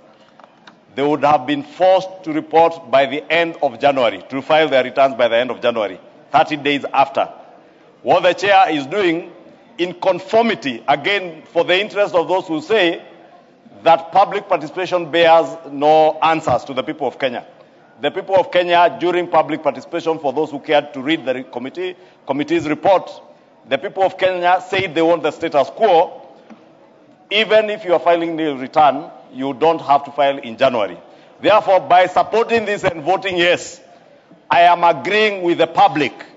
And anyone voting no is disagreeing with Kenyans on that particular provision and telling Kenyans that they now, if you are filing nil returns, our students, our university students, because they get help loans, many of them register for PIN numbers. If you have a PIN number with the prefix A, then the bill was saying you file your returns by the 31st of January. That is why we are voting yes. Thank you. To help Kenyans. Thank you. The Honorable Deputy Majority Leader. Thank you, Chairman. Chairman, I want to say that I am happy that the House is agreeing with us that we reject the proposal from the executive. That is why we are voting on this one, yes. Correct. The Honorable Member for Nyeri. Over there. Member for Kirinyaga, sorry. You know, it is very interesting that the majority leader can purport that they are doing young Kenyans a favor, while it is indeed them who had put this punitive provision in the finance bill. It is okay. No, you must allow order. You'll allow that member her time to make a point. Go ahead. Finish your point. It is unfathomable that he is the one suppressing the young people of Kenya and yet pretending to offer them help. Thank you. Thank you. The Honorable Minority Leader. I'm going to give you. I'll give you. Chair, first, let's have him first, then you come. Chair, first I stand to support this amendment. But Chair, I'm happy that my deputy has acknowledged and he has realized that legislation is done in the House and not in the streets. So you should propose more so that we can agree with him, Chair. Because they want to do it in the streets other than doing it here, and now we are agreeing with them. For the benefit of Kenyans, and the amendment belongs to the committee and not him. The Honorable Majority Leader, you have something you want to say about... Chair, no, just because the Honorable Member for Kirinyaga, my good friend, Jerry Maina, mentioned me adversely, saying that I brought the bill. This bill, first, I know she has not read it also. It's signed by the chair of the Finance Committee. Honorable Speaker, if you... Honorable Speaker, I'm very meticulous. In my that's too below. This bill, for the benefit of those who have not read this. That is too below the skirt. That is too below the skirt. You will withdraw it. That is too below the skirt. Thank you, Chair. Thank you, Chair, for your guidance. I beg to withdraw that reference. Thank you. But for the benefit of those who have not read this bill, for their benefit, this bill is signed by the Honorable Kuria Kimani, MP, Chairperson, Finance and National Planning. Number 2, FCPA. Number 2, Honorable Chair, this bill, these are proposals that come from the National Treasury. The Chairperson of the Finance and National Planning Committee does not have a single proposal coming from him.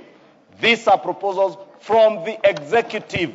So for the benefit of my good friend Jerry Minor, to know that you and the chair of the Finance Committee and myself are legislators. We oversight and represent the people. That is why when the chair proposed we amend the date on behalf of young Kenyans, I prevailed upon you, and the leader of minority has agreed with us that we need to agree with the committee. Thank you. That this proposal is good. Don't just vote no. Thank you. Because Wamunyoro has said you vote no. Thank you. No. I will indulge the chairperson of the committee to say a word, then you can put the question. Chair, I want to raise on standing order number 91, where a member shall be responsible for the accuracy of any facts which the member alleges to be true and may be required to substantiate any such facts instantly. Honorable Chair, the leader of minority has said that they are voting no to these particular proposals. They are helping Kenyans. It is important, Deputy Minority Leader, the Honorable Robert Mbui. In that case, therefore, Honorable Speaker, that statement is the opposite. Because, Honorable Speaker, by them voting no for this particular clause, it would mean a big problem for those people who file returns, Honorable Speaker. So it is very important that the leader of minority the deputy leader of minority does not misinform this House just to speak to the gallery. Thank you so much. It is important that he withdraws that particular statement so that Kenyans can know the import of them voting no to this particular clause. Thank you. So that they're not there saying how they're being helpful and they're doing the opposite. The Honorable Andeto, 30 seconds. Go ahead. 30 seconds, then we'll put the question, please. I'm waiting. Thank you, Speaker. It is important what the majority leader has said, that this is indeed a bill of the executive, which sadly the Honorable Kimani Kuria signed. I don't know whether he read it before he signed. And now we are here, Mr. Speaker, to rubber stamp the work of the executive. So after they realize the heat from the public... Order, Honorable Andeto. Order. Members, I'm very patient with every member. But when you get the mic, don't raise issues that create heat, mostly because they are not legal, they are not factual. There's no reason for that. So that we proceed. Order. On this particular matter, members know this, that there's no minister who is in this House. So all bills come to this House will come in the names of chairpersons or reason committees. You don't need to talk about it. It's not. All members, I now put the question that clause 18 be amended as proposed by the chairperson of the Finance Committee. Will another opinion say aye? Will another opinion say nay? Ayes have it. Members, I put the question therefore that clause 18 as amended be part of the bill. Will another opinion say aye? Will another opinion say nay? Thank you. The ayes have it. Clause 19. Members, I propose the question that clause 19 be part of the bill. Chairperson. 19. Honorable Chair, I beg to move that clause 19 be amended as per the order paper. Honorable Chair, this amendment is seeking to improve compliance and tax administration efficiency by simplifying filing of returns, where we are saying that individual taxpayers will file within 4 months. After 4 months, Honorable Speaker, within 4 months, Honorable Speaker, and for corporates within 6 months, Honorable Speaker. This is going to reduce the rush that we see at the end of the year by allowing by allowing 2 different days for filing of returns for individuals and for corporates. And Honorable Speaker, now that the Honorable Wandeto did mention me, I would like to inform the Honorable Wandeto, and I'm hoping that in the next Parliament you'll be able to come as a committee chairperson. Committee chairpersons carry bills from the executive as per the law. The same way the leader of majority party, being the leader of government business in the House, carries all the other bills from the executive. So it's important to clarify that, and I'm hoping that if God gives you a chance to come as a second term, you will understand that, Honorable Speaker. No, you don't just say things for the sake of saying. I think he knows. He just changed sides. I now put the question that clause 19, order. Clause 19, he will say something after I've proposed the question, please. I propose the question that clause 19 be amended as proposed by the Chairperson of the Finance Committee. The Honorable Janet? Chair, I want to support this amendment. Chair, you know, we have been telling Kenyans that this finance bill is making tax administration easier, simpler, efficient, predictable. Chair, this amendment is giving individual tax returnees, the people who are doing returns, 4 months, and corporate 6 months. Without any rush, you take your time, you compute your taxes, and do it within 4 months as an individual, and 6 months. This should be told Kenyans that National Treasury is making their life easier and simpler, Mr. Speaker. Thank you. The Honorable Chef Konga.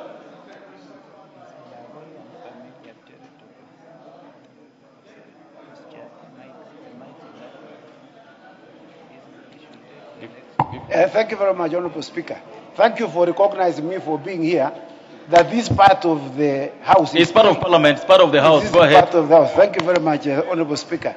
There are some people here who think that they are in Turkana, but this is part of the House. Mr. Speaker, I rise to support this bill. Number one, this will make it very easy. What did you say, the Honorable Chef Konga? Did you say something about Turkana? No. There's a song which says Turkana is also Kenya, and that's what they have been singing around here. Mr.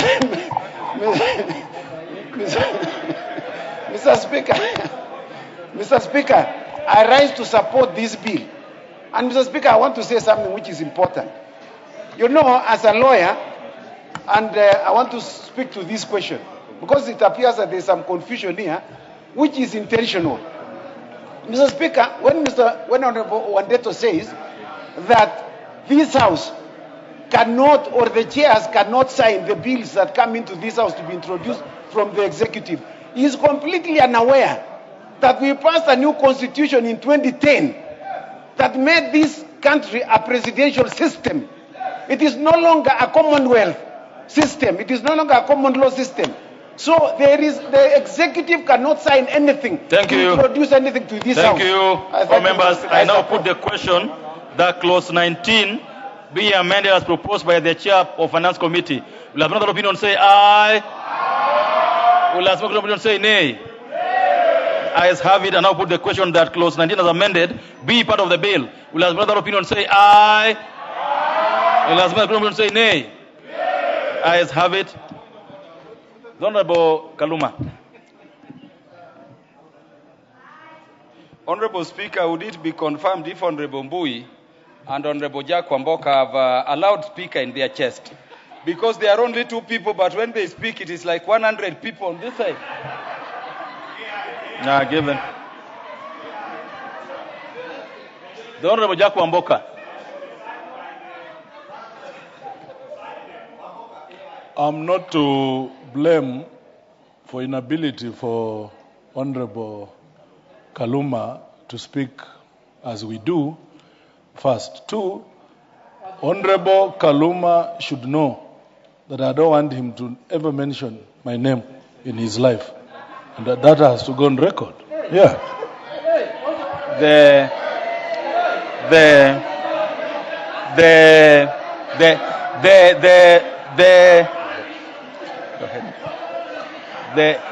There is nothing out of order at all.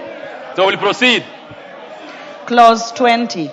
Honourable members, I propose a question that clause 20 be part of the bill. And because there's no amendment, I put the question that clause 20 be part of the bill. Will have another opinion say aye?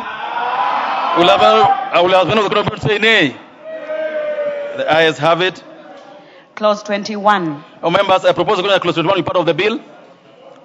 Mover. Honourable Chairperson, I beg to move that clause 21 be amended as per the order paper.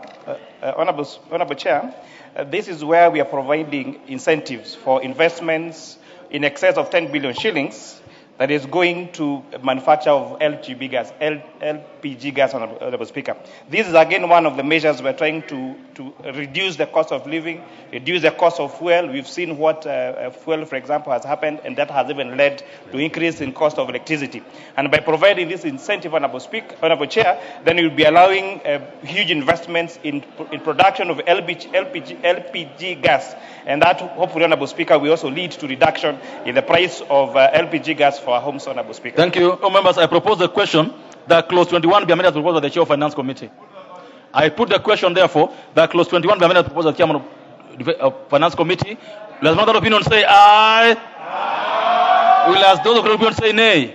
Nay. Ayes have it. Members, I now put the question that clause 21 as amended be part of the bill. Will as another opinion say aye? Aye. Will as those of opinion say nay? Nay. The ayes have it. Clause 22. Members, I propose the question that clause 22 part of the bill.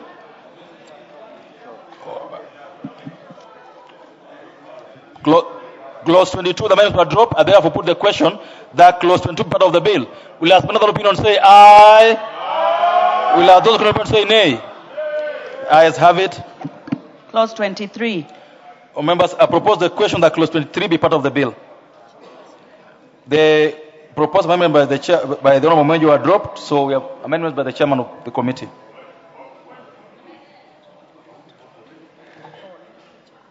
Oh, sorry, they'll fall if the chairman is carried. So sorry about that. I hope that covers your point of order. Go ahead. Clause 23.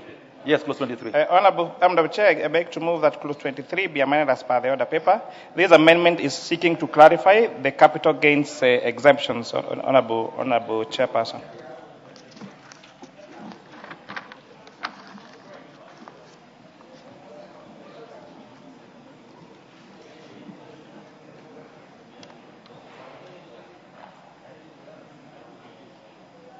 Yeah, you need a further explanation.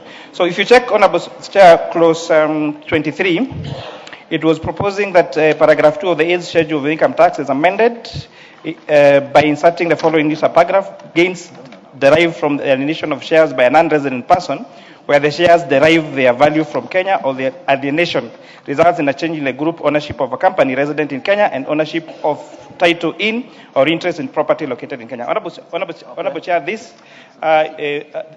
particular provision is seeking to tax, Honourable Speaker, when international companies repatriate the dividends that they make from this particular country, Honourable Speaker, and when they change the ownership of shares. So, Honourable Speaker, what we've been seeing is multinationals, they come, they register here as shareholders, as Kenyan shareholders, and then their purpose is not to have Kenyan shareholders, is to return back, Honourable Chairperson, to their home country. So, we're saying if you repatriate those shares back to a country outside Kenya, then you'll be subject, Honourable Speaker, to income tax. To income tax. This has happened before, and I think it's a good amendment. We propose the question that clause 23 be amended as proposed by the Chair of Finance Committee. I put the question that clause 23 be amended as proposed by the Chair of Finance Committee. Will husband of that opinion say aye? Aye. Will that opinion say nay? Ayes have it. And now put the question that clause 23 as amended be part of the bill. Will, as another opinion, say aye? Aye. The other opinion say nay? Nay. Ayes have it. Clause 24. I propose the question. The Honourable.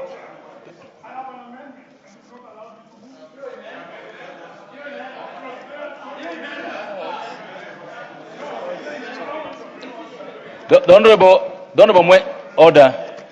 The Honorable Mwenje, I'll allow you to order.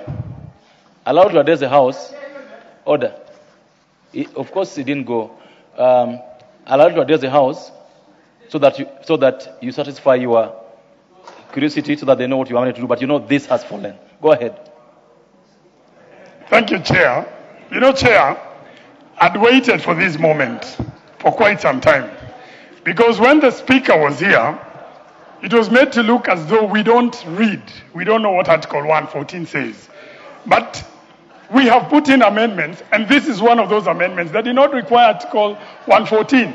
So I should have that right to move it at the very least. Now the reason why I can't move it now because it's already been overtaken. But the reason why I was putting this. The Honorable Majority Leader, as a point of order, just take a seat for a minute. Just take a seat. We'll come back, don't worry. Honorable Chair, you know the Honorable Mwenje is right, and nobody has stopped him from moving, because the one that we have has been moved and adopted is the amendment by the Chair. Yours would only fall if probably it has similarities with the Chair's. Therefore, if there is no similarity, if it is different, you then get an opportunity to move yours and convince us. Is that simple? Go ahead, Honorable Mwenje. Thank you, Chair. No, thank you, Chair.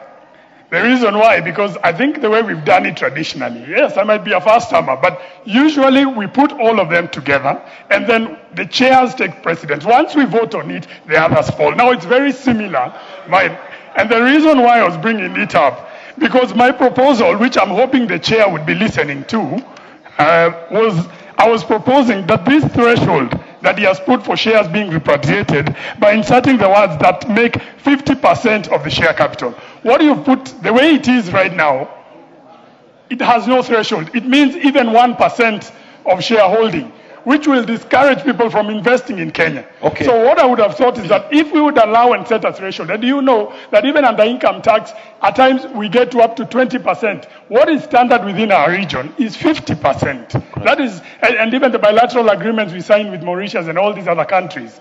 So, Honorable members, I think your point, Honorable Mwenje, is made. And yes, and I'd be sorry. The reason we did what we did is that the Honorable Chairperson's amendment was deleting the whole thing. So there was nothing to amend. But for your comfort, after 6 months, you can come back with the same amendment, so that you carry it without the chairman interfering with your train of thought. Let's go ahead. You still want to say something on this, Honorable Ichung'wah? Thank you. Clause 24. Oh, members, I propose the question that clause 24 be part of the bill, because there's no amendment. I now put the question that clause 24 be part of the bill. Will as another opinion say aye? Aye. Will as other opinion say nay? The ayes have it. New clauses. New clause 22A. So, members, I propose the question that the new clause 22A be part of the bill. The mover to move this for second reading. Honorable Chair, I beg to move that new clause 22A.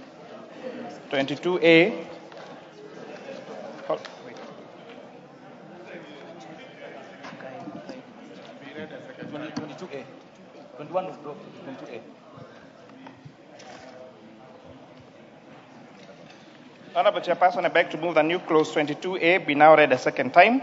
Honorable Chair, this amendment is seeking to insert the following new clause immediately after clause 22. 22A, the fourth schedule to the Income Tax Act is amended by inserting the following new item, a financial institution license under the Microfinance Act.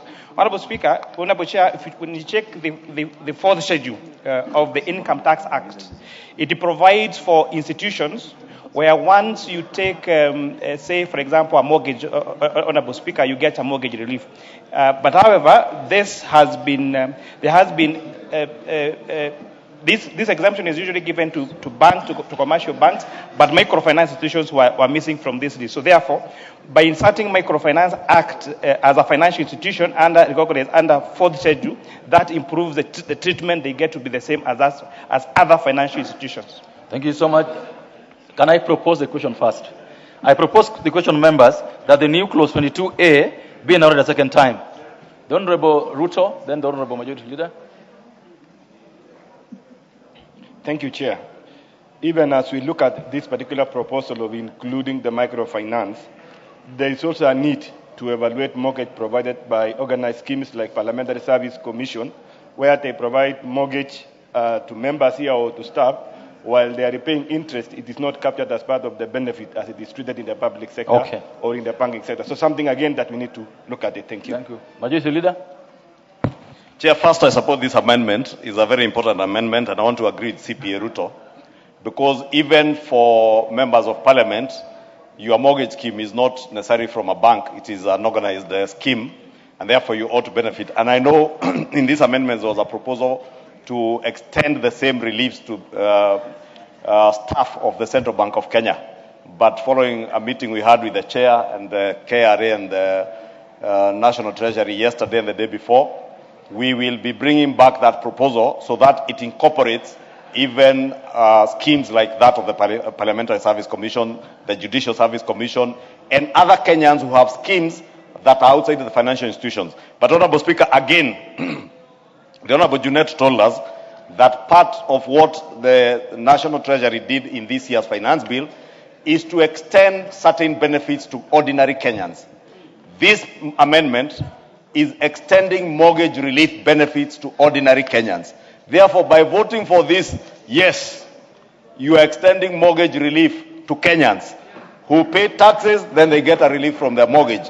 So even as you vote no, be aware that your no vote, you are saying don't extend that relief to ordinary Kenyans. And therefore, vote yes.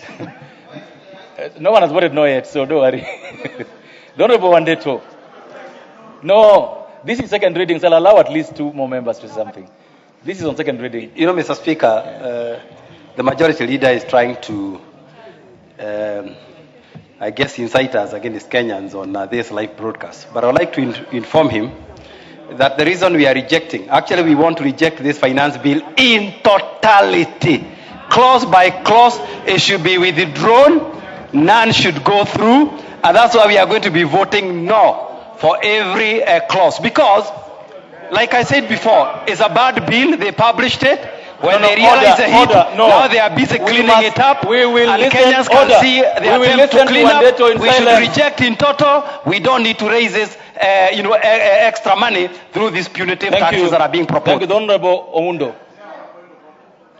Honorable Chair. Honorable Youth Leader, what's out of order? Let's listen to the Honorable Omundo. Hold your horses. Let's listen to the word of order first.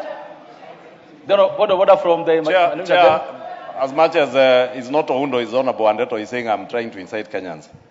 You know, I would never want to incite Kenyans at all for whatever reason. But I like to inform Kenyans so that even as we make decisions, because we are making decisions that are in the best interest of Kenyans. And you vote. Honorable Speaker, if you can protect me from this kind of immaturity I'm from the member for we will listen to the Honorable Youth Leader in silence. Then you will have your chance. The Honorable Wandeto, who is a very well-schooled person, said that I'm inciting Kenyans. Whereas all I was seeking to do is to inform Kenyans that it is, and it is okay, by the way, to reject this finance bill in its totality. But in the totality of that rejection, it is also important for us to inform Kenyans that there are certain tax reliefs that we are giving to them. Therefore, Honorable Wandeto, I have no business inciting you or inciting Kenyans against you. I want you to tell the people of Mukurweini, of Tetu, where the ones you represent, those who are tea farmers and coffee farmers, who have no privilege like myself and yourself to be able to access mortgages from big commercial banks like we do. They walk to their microfinance institution in Tetu or in Nyeri town, they access a mortgage facility there. I get a relief on my mortgage. You get a relief. You do not want the villager in your village to get a relief. Why would you be that unfair to your people? Why? Thank you. Why would you be that unfair? Thank you. Why? Thank you. Why, Wandeto? That's okay. I think order. I think all of us are entitled to our views, and there's nothing to be ashamed of our views. Honorable Undo, go ahead. Chair, as much as this amendment is laudable, I need to ask the chair to expand it beyond what we have been provided here, probably in due time, to include circles and any other schemes that can be registered. But Honorable Speaker, this element of tokenism, and then you say you are doing a favors to Kenyans, this is undermining the intelligence of people of Kenya. This tokenism, if we had not taxed them so highly, housing, they would not even be bothered by this tokenism that we are providing here. Honorable Kagushia. Thank you, Honorable Speaker. You know, Honorable Speaker, members, what I realize is that... Honorable members, I'm allowing this debate, not point of orders, but this debate because we are on second reading. So I would like to hear a debate, no point of orders anymore. Go ahead, Honorable Kagushia. Thank you, Honorable Speaker. What I have noticed and is what we have realized, there is a bit of lies and misleading information from this House, is that from the budget that we passed a budget where we are going to collect 3.6 trillion Kenya shillings this coming year. And the much we have collected this year is about 2.6 trillion. Honorable Speaker, we are projecting to collect a revenue of an extra 1 trillion Kenya shillings, but Majority Leader is here convincing Kenyans that we are not raising any funds through this finance bill. Honorable Speaker, that is misleading, and Kenyans need to know. Order. Honorable Kagushia. We are talking about the new clause 22A. I would like to listen to you on that clause, please. It's called relevance. Thank you, Honorable Speaker. What I'm trying to say is that the assertion that this finance bill, including the clause in question, is relieving Kenyans from taxes is untrue. Kenyans are going to be subjected to a tax to raise revenue up to 1 trillion Kenya shillings in the coming one. Thank you. Honorable Minority Leader. Chair, the problem we are having here is that there is a mentality and belief that the finance bill is supposed to raise taxes only. Taxes only. It can also reduce. Chair, facts are facts, and facts are stubborn. Majority of our people in this country bank with microfinancing. And if they are given mortgage reliefs for those who are borrowing from microfinances, and you are here opposing it, with the mentality that a finance bill should only raise taxes, it should not reduce, then you're in the wrong place. Thank you. You're in the wrong place. Thank you. Honorable Muchomba. Honorable Muchomba. I've given you the mic, so just be patient. You're going to get it.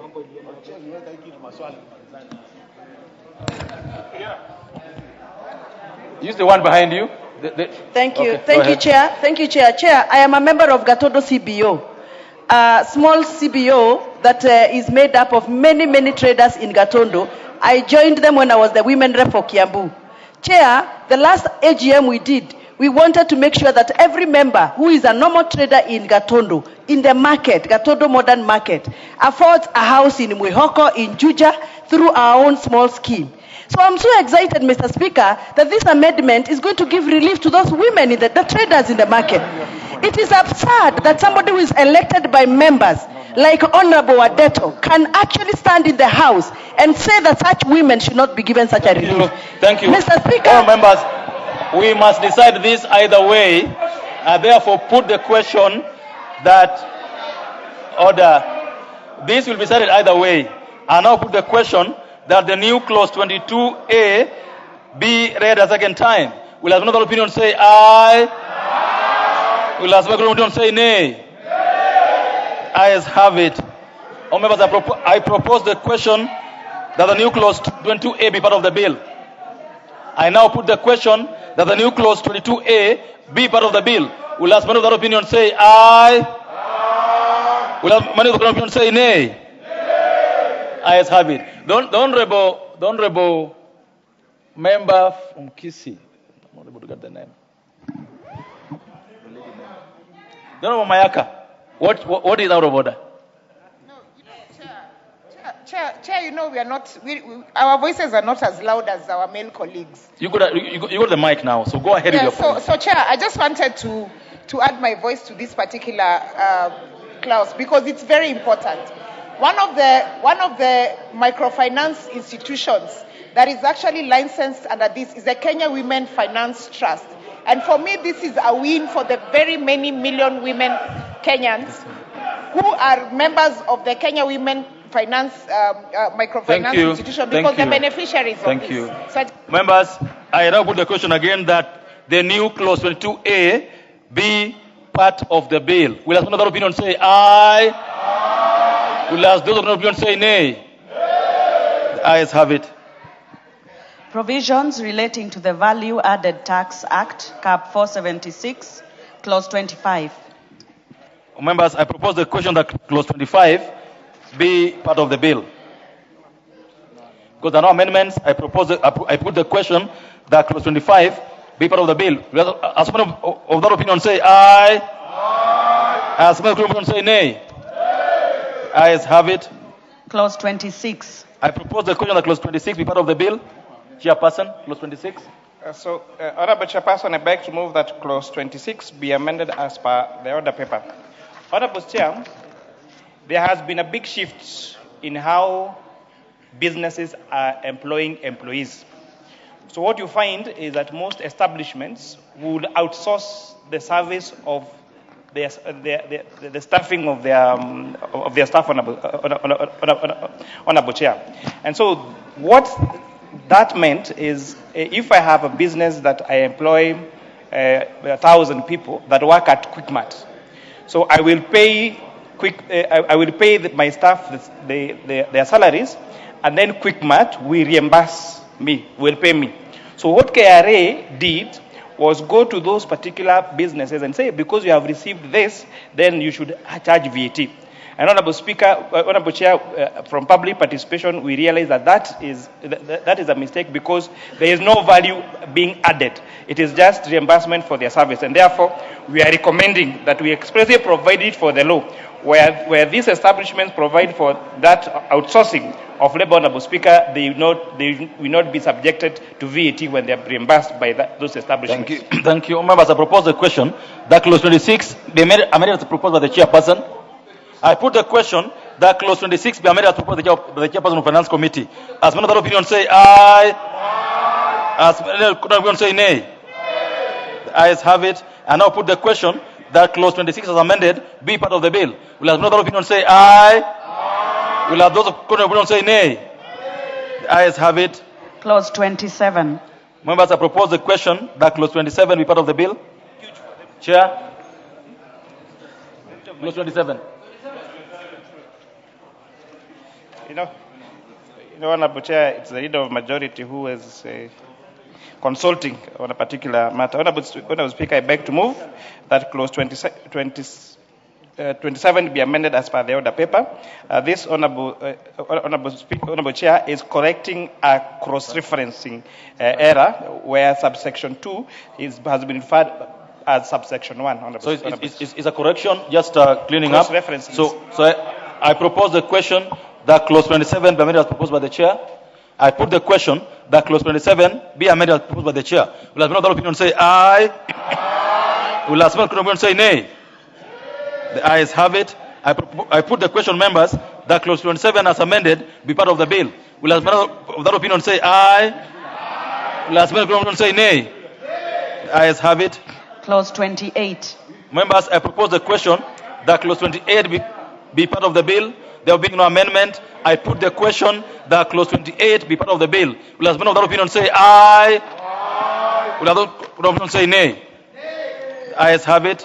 Clause 29.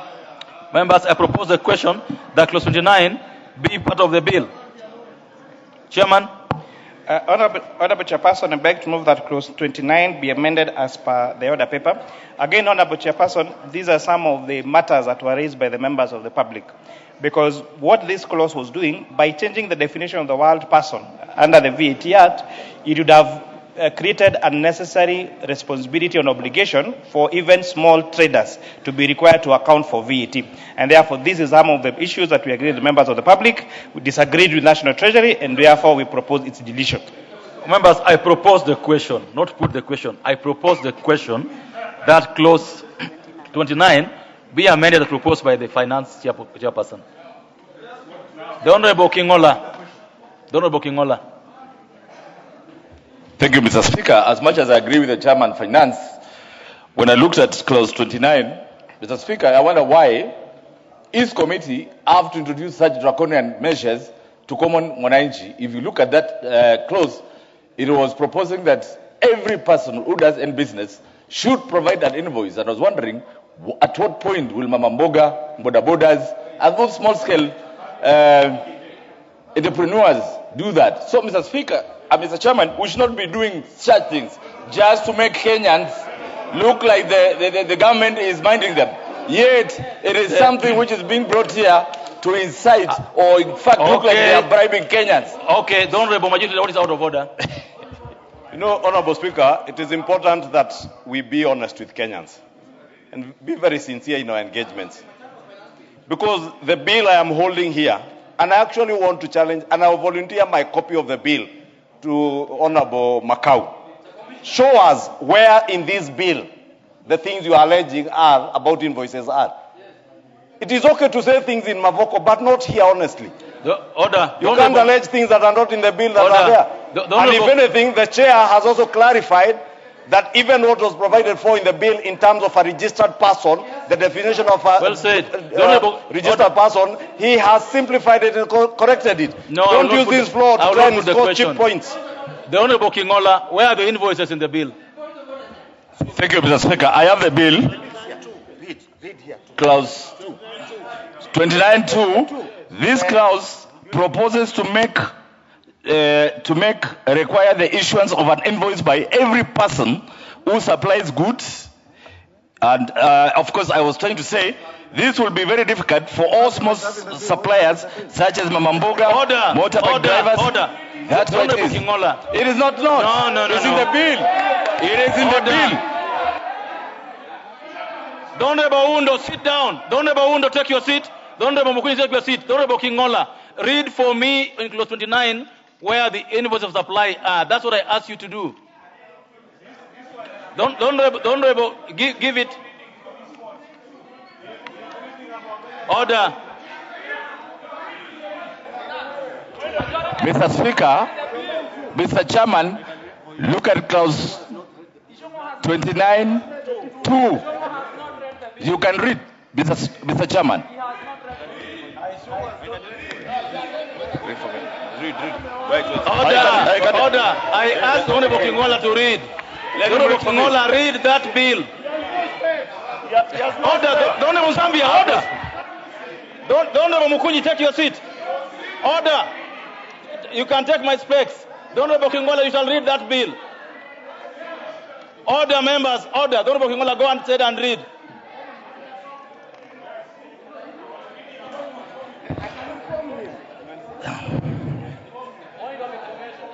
Go ahead. Thank you, Mr. Chairman. I'm going to read it. Clause 29, number 2, an invoice showing an amount of that purports to be tax shall only be issued in respect of a taxable supply. Thank you. Now make your point. Thank you. Then, that is why I said, Mr. Chairman, I have a lot of respect. No. You'll come back to this. Thank you. Give him. Order, members. Order. Mr. Chairman, I have the floor. Because order, members. Mr. Chairman, I have the floor. Order, members. If we go back to what you had said earlier, you will find that, so go ahead and finish your point. So, thank you, Mr. Chairman. The reason why I said this, Mr. Chairman, this government has developed a trend of bringing laws. No, that now is conjecture. Okay. Mr. Chairman, it is. You shall sit down. Because you cannot bring a proposal to doing Kenya. Go ahead. Go ahead. Honorable members, it's not good to do conjecture. It's good to be factual. Honorable Junet, go ahead. Honorable Junet, move to this seat. Move. Just use this one. Chair, it is true that 29(2) says an invoice showing an amount that purports to be taxed shall only be issued in respect of taxable supply. But, Mr. Chair, I want to tell Honorable Macau, my commissioner, that if he had listened to the committee chair earlier, Yes. the amendments that the committee chair has moved by deleting registered persons, that registered person is talking about is the same people he's talking about. Mama Mboga, he's talking about Mutumba. Yes, yes, that is the truth. This is what the bill is saying. Unless you that is, if you listen to his amendment, if you listen to the amendment of the chair, and I want to congratulate the chair by taking care of Mama Mboga, Mutumba, and all small traders. Chair, congratulations, because when you delete registered persons, you are taking care of that category of business people. But the corporate people will pay their taxes. Thank you, members. I now put the question. I now put the question, all members, that clause 31, 29 be amended as proposed by the chairperson of the Finance Committee. Will as another opinion say aye? Will as another opinion say nay? Ayes have it. I now put the question, members, that clause 29 as amended be part of the bill. Will as another opinion say aye? Will as another opinion say nay? The ayes have it. Clause 30. Members, I propose a question that clause 30 be part of the bill. There being no amendment, I put the question that clause 30 be part of the bill. Will as another opinion say aye? Will as another opinion say nay? The ayes have it. Clause 31. All members, I propose a question that clause 31 be part of the bill. Honorable Chair. Honorable Chair, I beg to move that clause, that one be amended. And Honorable Chair, I beg for members for patience because this is quite a very consequential amendment. I beg to move that clause 31 is amended by first inserting such capital goods, the exemption of which the capital secretary may determine to promote investment in the manufacturing sector, provided that the value of such investment is not less than 5 billion shillings, Honorable Speaker. So this particular provision on clause 31 is providing, Honorable Chairperson, for exemptions for manufacturers that come to invest more than 5 billion shillings. This is meant to make sure that Kenya becomes a manufacturing hub. 5 billion shillings, not less than 5 billion shillings. So that means that anybody that have that comes and invests, makes such a huge investment here, and honorable leader of minority is telling me we make it true. Then that comes and makes the investment here, then Kenya will certainly become a manufacturing hub, Honorable Speaker, across the region. Second, Honorable Speaker, we are proposing to delete several of these paragraphs, Honorable Speaker, and this is where we are speaking to the change in the first and the second schedule, where some of the proposals that were being proposed to move from zero rate to exempt were being proposed in this paragraph 31. So what, Honorable Speaker, after extensive public participation, this committee has made a decision to retain the following items under zero rate. Honorable Speaker, one of them is input of raw materials for, one of them is transportation of sugarcane from farms to milling factory, Honorable Speaker. And this I know is a huge, huge deal for the people of Western Kenya, for the farmers of the sugar sector, Honorable Speaker, and therefore it is important that transformation of sugarcane from farms to milling factories continue to be zero rated, Honorable Speaker, so that we make it easy to have manufacturing, Honorable Speaker, and grow our sugar sector, Honorable Speaker. Thank you. It is also important to note that we have also retained, Honorable Speaker, Honorable Speaker, the supply of raw materials for feeds, Honorable Speaker. Animal feeds are going to continue to be under zero, Honorable Speaker, and this is to continue making sure that feeds, Honorable Speaker, that animal feeds continue to be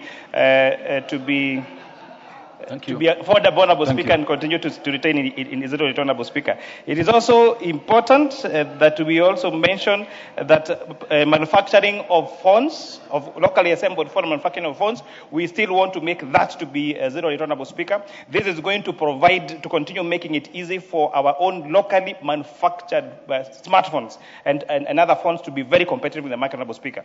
It's important to note when His Excellency the President said that Kenya is manufacturing phones and laptops, some people said that was a lie. It is important to tell Kenyans that we have companies in this country that produce more than 1 million smartphones per year. including, not limited to Mkopa, including Sangbad, including Jomo Kenyatta University of Science and Technology. So we have Dedan Kimathi University. We have grown as a country that now we are exporting smartphones, we are exporting laptops, we are exporting computer, Honorable Speaker, and this particular zero rating of this particular product continues to ensure that we have good employment for young people and we are competitive, Honorable Speaker, in that sector. Thank you, Honorable Members. Order, order. I have not even proposed the question. Can I propose it first? I propose the question, members, that clause 31 be amended as proposed by the Chairperson of Finance Committee. And before you do that, before I give it to the Honorable, I want to give it first to Honorable Mbui, but before I do that, please welcome children from the Kirima Comprehensive School, Ojoro constituency, Nyandarua County. The Honorable Mbui. Yeah, thank you, Mr. Speaker. I had an amendment on that in that clause, which I dropped because I believe that I'm convinced to reject the whole bill. But Chair, on the matter that the Chair has raised, the change in 146. Now, I see this offending the Statutory Instruments Act because you cannot give the CS authority to exempt, and there is no reference to Parliament thereafter. Because he's just saying that such capital goods that the exemption of which the Cabinet Secretary may determine. Now, ideally, there has to be some fallback so that even as he makes that decision, he can also come back to the people's representatives for acceptance. So I think I would have wanted this to have gone through, but I wish he would have amended it in a way that we also hold sway over the executive on that matter. Thank you, Chair. All members, on this, I will give a couple of members to say something. So I want to be patient, but when I give you a chance, please stick to the topic of discussion and spend 1 minute to make your point. The Honorable Wangwe. I'll give this side, then I'll come back this side. Give him the next. Give him any. The Honorable Wangwe, you could use this one. Sorry. Thank you, Chair. Chair, allow me to really appreciate the committee for making it possible that we retain the zero rating of transportation of cane, Honorable Chair. Honorable Chair, by applying exemption, it was definitely going to distract what the government has structured now in terms of supply of cane. The industry has stabilized, Honorable Chair, and distorting it by making it exempt was definitely going to distract everything. Therefore, I want to support the amendment and retain that the committee amendment stands. Thank you, Honorable Chair. Members, the Honorable Wangwe had moved successfully the sugar bill, and is now an act of parliament. That's why this is very important to him. I'll give it, the Honorable Junet. There's a young man I want to give a chance before you. He's called the Honorable Mukunji. Go ahead. Thank you, Honorable Speaker. And when I was reading this bill, Honorable Speaker, I was wondering, what is it that this country want to achieve by moving from zero rated to exemption of important things such as manufacturing of things in this country. Honorable Speaker, this House in 2024 was invaded because of some proposals that were felt to be so draconian in this country, Honorable Speaker, and out of the executive proposals, we found ourselves under siege, and many members had to run away in very weird places, including ambulances, Honorable Speaker. Honorable Speaker, I am one of the people who spoke closely to these manufacturers. And because of that proposal alone, funds would have gone to more than 40% increase in their prices, and they could not compete with even what is, Honorable Speaker, they are getting from outside. But Honorable Speaker, I ask myself, why is it that somebody can sit down and make a proposal so bad that it gets to this House and this House gets a bad name out of it? That's why, Honorable Speaker, as we say, and I know we are going to actually continue having this fight between zero ration and exemption. It is important, Honorable Speaker, to realize that many of these proposals have a ripple effect, whereby some of these proposals will have jobs being The lost. Honorable Honorable Speaker. Order. And The Honorable Mukunji. Now be specific on 31, please. yes, I am there, Honorable Speaker. Please. Honorable Speaker, the phone manufacturers, as a matter of fact, they should be given some tax rebate, including the railway tax and other taxes that involve local manufacturers. Thank you. The Honorable Ngogoyo, I gave you a minute. You've taken 3. Thank you. Actually gave you 1 and allowed you 3. I said 1 and I gave you 3. The Honorable Ngogoyo, go ahead. Thank you, Chair. And I want to say that on this particular clause, the committee has taken into consideration what we raised on the second reading. But let me say, if you want to build a country, this is how you build a country by zero rating. The executive had proposed totally different, and most importantly, you want to bring in another clause as the issue of excise duty, and you don't want funds to come from outside the country, grow your economy, so that some of those things you are able to facilitate people who are in this industry, so that ultimately the issue of even excise duty, which we will be rejecting, will not be there, because once we grow this industry, it will be easy for us. Lastly, allow me to say, the chair, you have considered what you say. That is now what should be happening, not what you do in other incidences. Thank you. The Honorable Wandeto.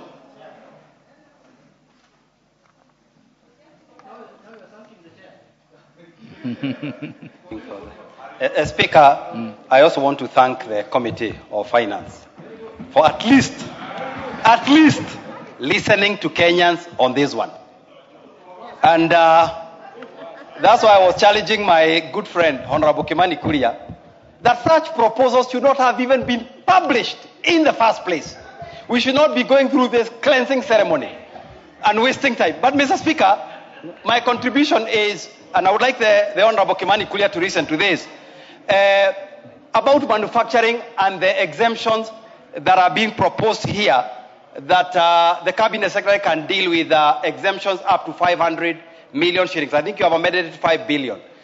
Mr. Speaker, we are trying to encourage cottage industries, and we seem to be running an economy that we are purposing for foreign investors. Let us also purpose our economy to encourage local investors. We have many people going to China to get machines of 2 million, 3 million, to do juice extraction, packaging this and that. It is important that at least they also get this sort of capital investment exemption. Chair, I want to point out that members don't understand the powers they have. It is the same reason why, we are looking at this bill is because we are the ones who have the powers to amend it. National Treasury can propose anything they want under the sun. Now, you don't need to say, why is National Treasury proposing? It is you as the representative of the people who should make a decision. And that's why we're here today. That's what we are doing. Honorable Bodeto must know he has been sent here by Tetu people so that he can protect their interests in accordance with the law. And that is what we are doing to do. So, Mr. Speaker, first I want to support this amendment. I want to say, Mr. Chair, that this amendment is going to make Kenya an industrialized country. Chair, you know, when you attract investment more than 2 billion shillings to your country and giving them relief is when you will get serious investors. That is when you will attract international investors. That is when you will attract foreign direct investment to your country, Mr. Speaker. Secondly, Mr. Speaker, I represent sugar growing area. By zero rating transportation of sugarcane, Mr. Speaker, Mr. Chair, is going to make my people's life better. Chair, as you are aware, this government of the broad-based has revived the sugar industry like no other government. All the sugar factories in our area are now working. In my own county, sugarcane farmers have been paid 1 billion shillings for the last 1 month, for the last 1 year, Mr. Speaker. Mr. Speaker, let us accept when the government is doing a good job. Let us own it, Mr. Speaker. Let us not just oppose for the sake of opposing, like what I'm seeing from this village of Amunyo. The Honorable Muchomba. 1 minute, please. Let it be a minute so that we clear this. Honorable Muchomba. Chair, thank you very much. I happen to be a member of Finance Committee. And we went to various counties in this country listening to Kenyans submitting on their views of the proposed executive finance bill proposal. One of the biggest proposals we received, especially in my county, Kiambu, they came and told us they don't understand the issues of exempt. All they care is whether the animal feeds are going to be cheap at the point of purchase. So, Honorable Chair, it is important for every member of this parliament, before we come to such strategic discussions like today, everybody should seek to read reports of committees before you come to debate in this house, so that you know what members of your county proposed and what is being done. Thank you. Thank you. You know, I gave out the 5 on this side. Allow me to also give this side. The Honorable Oundo. Yeah. It's only fair. Yeah. Thank you, Mr. Chair. I want to support the amendments brought by the Chair of the committee on clause 31, particularly to make manufacturing in this country more competitive. But more importantly, Mr. Chair, zero rating transportation of cane is a very, very critical move at this point in time when cost of production is a major issue in this country. The cost of production, 30% goes to transportation of cane. So if we zero rate, Mr. Chair, we will be reducing the cost of production in this country. Thank you so much. The Vice Chair of Finance Committee. Thank you, Chair. I think I need to make this clear. I am just a member of Finance. The Vice Chair. Honorable CPA Ruto. I am a committee member of Finance. You've been purporting to be Vice Chair of that committee. I didn't know. Now I do. The Honorable CPA Ruto, go ahead. Thank you. That could be good prayers. Chair, I'm just speaking from the point of view of the committee report. And can I be heard in silence, Chair?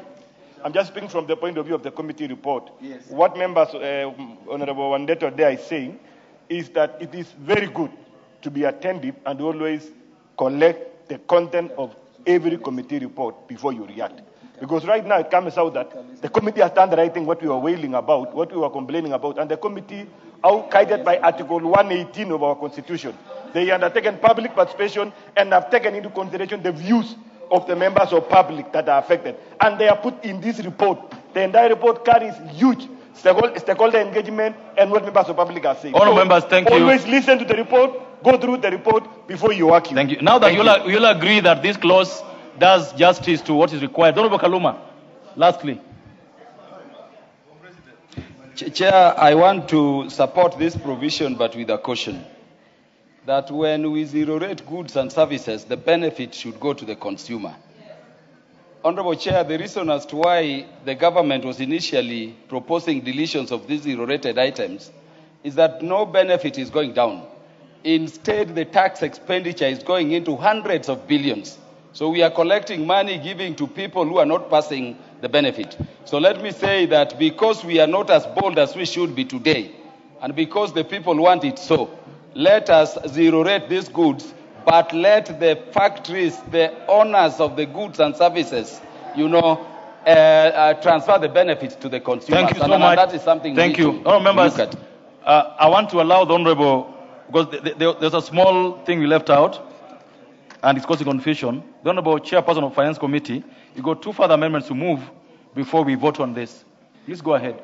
So, Honorable Chairperson, even before I move these 2 amendments, Honorable Speaker, I am happy that our honorable members from the other side of the aisle, we are now reading from the same page. That Honorable Chair, these proposals come to this House. It is our responsibility to make our decision. That's why we are elected by the people of Kenya, Honorable Speaker. As important also not to take the floor of this House to deliberately mislead, so that when you are voting no, then you are purporting that. Thank you. Please move your amendments now. Honorable Speaker, after further consultation, I want to move a further amendment, Honorable Speaker, that's on clause 31, that such goods with the exemption of the Cabinet Secretary may determine to promote investment in the manufacturing sector, provided that the value of such investment is not less than Kenya shillings 2 billion shillings, Honorable Speaker. The 5 billion is a bit too high, Honorable Speaker, and I think we agree that allowing investment of up to 2 billion shillings, Honorable Speaker, at least that will give an incentive to many more manufacturers. A billion, Honorable Speaker. Honorable Speaker, secondly, I would like to further move that. Where is that? Honorable Speaker, Honorable Chair, I beg to further move that clause. It's 174 paragraph D. That clause 174 paragraph D be further amended to read the following. In paragraph B1, by the proposal new paragraph B, and substituting therefore the following new paragraph, the issue, transfer, receipt, and other dealing with money, including money transfer services and accepting over the payment counters of household bills, but does not include the rest. So we are just changing the word or to and. And the purpose of this investment, Honorable Speaker, after again very consultative public participation, the wording on this particular clause, Honorable Speaker, could have been interpreted to mean that M-Pesa services would be subjected to further tax, Honorable Speaker. So by wording it like that, Honorable Speaker, it expressly provides that no additional taxation will be allowed on such crucial services, like, for example, M-Pesa service, Honorable Speaker.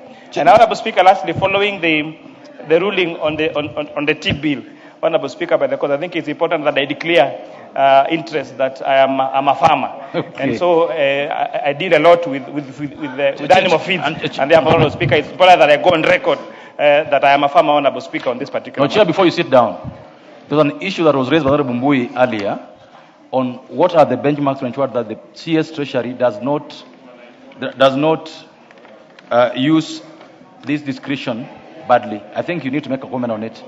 Yes, so the decision on the 2 billion. So, Honorable Speaker, when we were arguing this, we actually strongly felt that we needed to add another provision to subject this to the National Treasury issuing regulations, Honorable Speaker. Okay. But again, we thought that period between now and when the regulations would be published and passed in this House could still disadvantage those ready investors to come and invest, Honorable Speaker. But we'll be moving further in further tax amendment to provide that the National Treasury must issue regulations, Honorable Speaker, as you said, to make sure that this particular proposal is not abused, Honorable Speaker. I hope you work with him to ensure that you bring these regulations. So, members, I now put the question that clause 31, as amended and further amended, be further amended as proposed by the Chairperson of Finance Committee. Will another opinion say aye? Aye. Will those opinion say nay? The ayes have it. Members, I propose the question, therefore, that clause 31, as amended and further amended, be part of the bill. Will as without opinion say aye? Aye. Will as without opinion say nay? Nay. Ayes have it. Clause 32. Members, I propose the question that clause 32 be part of the bill. Chairperson of the committee. Honorable Chairperson, I beg to move that clause 32 be amended as per the order paper by deleting the following paragraphs, Honorable Chair. Now that we have made the deletions on clause 31, that we are moving those items from second schedule to first schedule. We now need to delete them again where they are, Honorable Speaker. So this means that now the items that we have listed as taking them back to zero rate remains under zero rate. You are cleaning up. Thank you. Members, I propose the question that clause 32 be amended as proposed by the Chair of the Finance Committee. Honorable Undo. Let me also take this opportunity to thank the committee for listening to the cries and the voices of Kenyans. But of course, as we do that, we must always question the motive of the drafters of this document. They must have been sadists. They are not typical experts that we thought went there. No sane person, no sane Kenyan could have done this. Honorable Speaker, it's unbelievable. But thanks a lot for the Parliament for listening. Thank you. Members, I now put the question that clause 32 be amended as proposed by the Chair. Will as without opinion say aye? Aye. Will as without opinion say nay? The ayes have it. Members, I now put the question that clause 32 as amended be part of the bill. Will as without opinion say aye? Aye. Those of opinion say nay? Nay. The ayes have it. New clause 26A. Members, I propose the question, the new clause 26A be part of the bill. Mover to move it for second reading.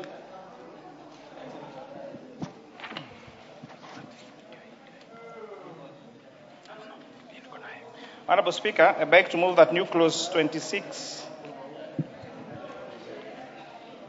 the new clause 26A be now read a second time, Honorable Speaker. Honorable Speaker, this relates to supplies that are made to Kenya Defence Forces, Kenya Defence Welfare Services, the National Intelligence Service, the National Police Service, and the National Intelligence Service, Honorable Speaker. Honorable Speaker, Honorable Chair, the supplies that are made to these institutions for our men and women of uniform who do very tremendous job in protecting our country, Honorable Speaker, are exempt. But however, when the suppliers of this particular supplies to them, they are not exempt.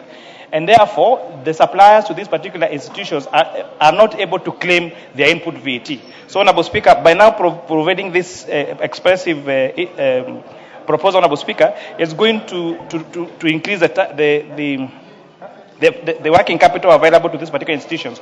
And we're talking about entities that apply, for example, fuel to Kenya Defence Forces. So that supply of fuel is exempt because Kenya Defence Forces, for example, or National Intelligence or National Police Service products, those particular institutions are exempt from VAT.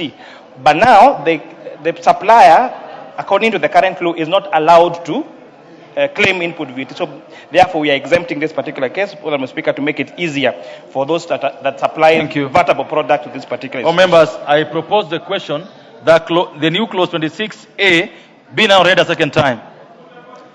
I put the question that the new clause 26A be now read a second time. Will the member of the opinion say aye? Aye. Those of the opinion say nay? Nay. Ayes have it. Members, I now propose the question that the new clause 26A be part of the bill. I put the question that the new clause 26A be part of the bill. Will the member of the opinion say aye? Aye. Those of the opinion say nay? Nay. The ayes have it. Provisions relating to the Excise Duty Act, Cap 472, Clause 33. Clause 33 has no amendment. I therefore propose the question that Clause 33 be part of the bill. I put the question that Clause 33 be part of the bill. Does another opinion say aye? Aye. Those opinion say nay? Nay. Ayes have it. Clause 34. Members, I propose the question that Clause 34 be part of the bill. Chairperson. Honorable Chairperson, I beg to move that Clause 34 be amended by being deleted. Honorable Chairperson, this is one of the issues that we debated extensively yesterday and before yesterday. And this matter relates to taxation on funds on activation. Honorable Chairperson, we agree that there has been a lot of tax evasion for many traders in mobile phones. Honorable Chairperson, you might find a phone like maybe an iPhone 17 trading at 200,000 shillings on a shop, whereas you know that price is not reasonable, Honorable Speaker. It means that around 55% of the taxes on the phones, those people are not paying taxes, Honorable Speaker. So therefore, if taxing these phones on activation would have led to higher collection, Honorable Speaker, and making it a level playing field for everyone. Okay. However, Honorable Speaker, upon further interrogation of this particular clause, the committee concluded and agreed with the members of the public, the Kenya Revenue Authority needs to work on systems first if they are to change the taxation point, Honorable Speaker, because as worded in this law, Honorable Speaker, it would have added unnecessary tax administration to consumers. If, Honorable Chair, you buy a phone and you send it to your brother in the village, and maybe that phone you do not know tax was paid on it, and then that your brother is required to pay tax on it, I think that will create unnecessary tax burden, Honorable Speaker, to taxpayers, Honorable Speaker. Members, I propose the question that Clause 34 be amended proposed by the Chair. The first bite will be Honorable Mwenje's bite. Thank you, Honorable Speaker. Thank you, Chair. Thank you, Honorable Speaker, and I want to thank the committee because, Honorable Speaker, this was one of the clauses that I had a very serious problem with, especially with regards to the word activation, because my concern was that this would peg a phone to an individual. And that would mean that in any time that you want to track that phone or shut it down or anything, this would have been a clause that would have been dangerously put there to be abused. And I want to thank the committee for considering that. Member for Kigumo. Thank you, Chair. I'm also glad that we were listened to because we are raising this issue. And I think the problem we have with the KRA is that every problem looks like something that should be dealt with a new tax. So the inefficiencies of being unable to collect tax from people who deal with phones should not be passed on to consumers. And I think that is in the right place, and they must ensure that their systems are effective. Thank you. Thank you, Mr. Speaker. I want to laud the committee for that deletion. And this is why, honorable members, the proposals in this yellow paper are proposals from National Treasury. It is us, the people who have been elected in this country, to look at what is painful with the people of Kenya and delete it and be able to rectify those things that are harmful to our society and will make the cost of phone expensive. Mr. Speaker, this is the way to go. As legislators, we will listen to the people of Kenya and we are able to get solutions. Members, I therefore put the question that clause 34 be amended as proposed by the Chair of Finance Committee. Will those of that opinion say aye? And those of that opinion say nay? Ayes have it. Members, I now put the question. All members, clause 34 is deleted and therefore there is no point to make it part of the bill. Next clause. Clause 35. Members, I propose the question that clause 35 is part of the bill. Chairperson. Veron Maclap. Take your seat. Madam Chair, I beg to move that clause 35 be amended as per the order paper. Again, this relates to the issue of excise duty. Order. Veron Maclap. Yes. Get off the between the chair and go ahead. Thank you, Madam Chair. I beg to move that clause 35 be amended as per the order paper by deleting this particular provision. And again, this relates to the issue that we are discussing on telephone, on mobile phones, Honorable Chair. Members, I propose the question that clause 35 be amended as proposed by the Chair by deletion. Members, I put the question that clause 35 be deleted. Will husband of that opinion say aye? Those of that opinion say nay? The ayes have it. Clause 36. All members, I propose the question that clause 36 be part of the bill. Honorable Chair. Yes, yes.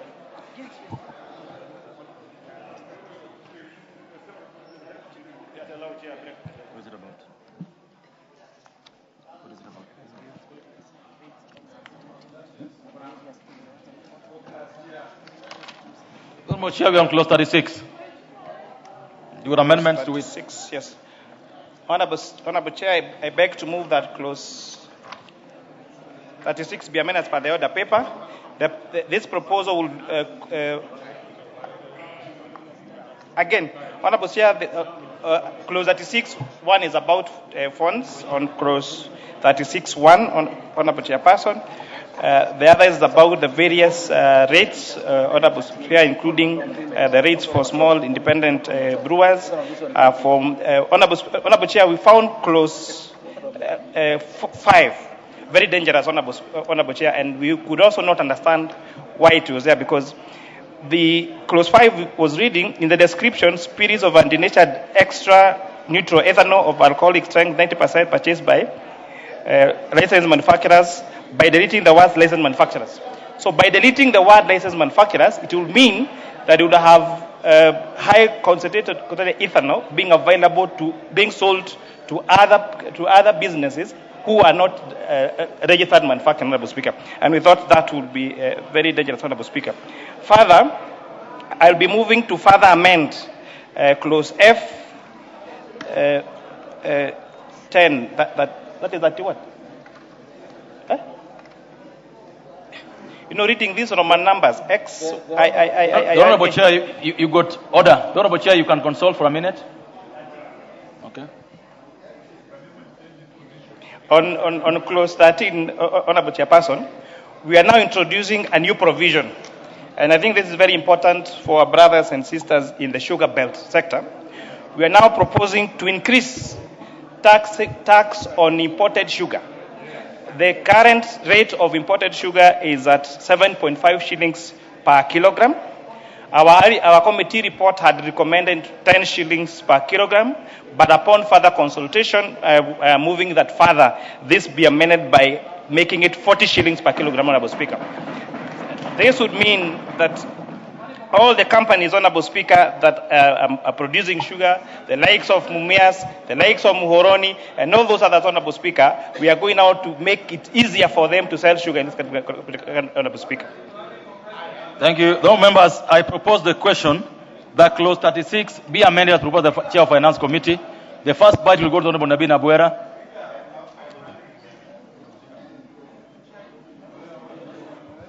Honorable Nabi, it's over there. You got the mic. Thank you, Chair. I second the proposal, Chair. Coming from a sugar growing area, one of the problems we have had as up to yesterday is imported sugar. By making imported sugar more expensive, it delivers good prices for local sugar. It makes our local sugar more competitive. I therefore second. Thank you. The Honorable Murugara. Actually, I know there's this side, so I'll leave this side first and I come back this side. Thank you very much, Honorable Chair. Honorable Chair, I support this. This is extremely timely. We have had problems with our factories, local production, and going off sugarcane. Correct. Because in Brazil or those other countries, it is extremely cheap to produce sugar. So they bring it here, not just like an export, it's dumping. So they dump it here, we buy it, and we kill our factories, and we discourage our farmers. Thank you. Honorable Mogaka. This is extremely good. Members, let's do a minute each. Honorable Mogaka. Don't have a mic. You got a mic. Yes, thank you, Chair, and I want to support that amendment, and in particular, thank and applaud the Chair of Finance Committee and Parliament for moving people-driven amendments. I am extremely happy that among the constituencies that the Committee of Finance visited is West Mugrango constituency.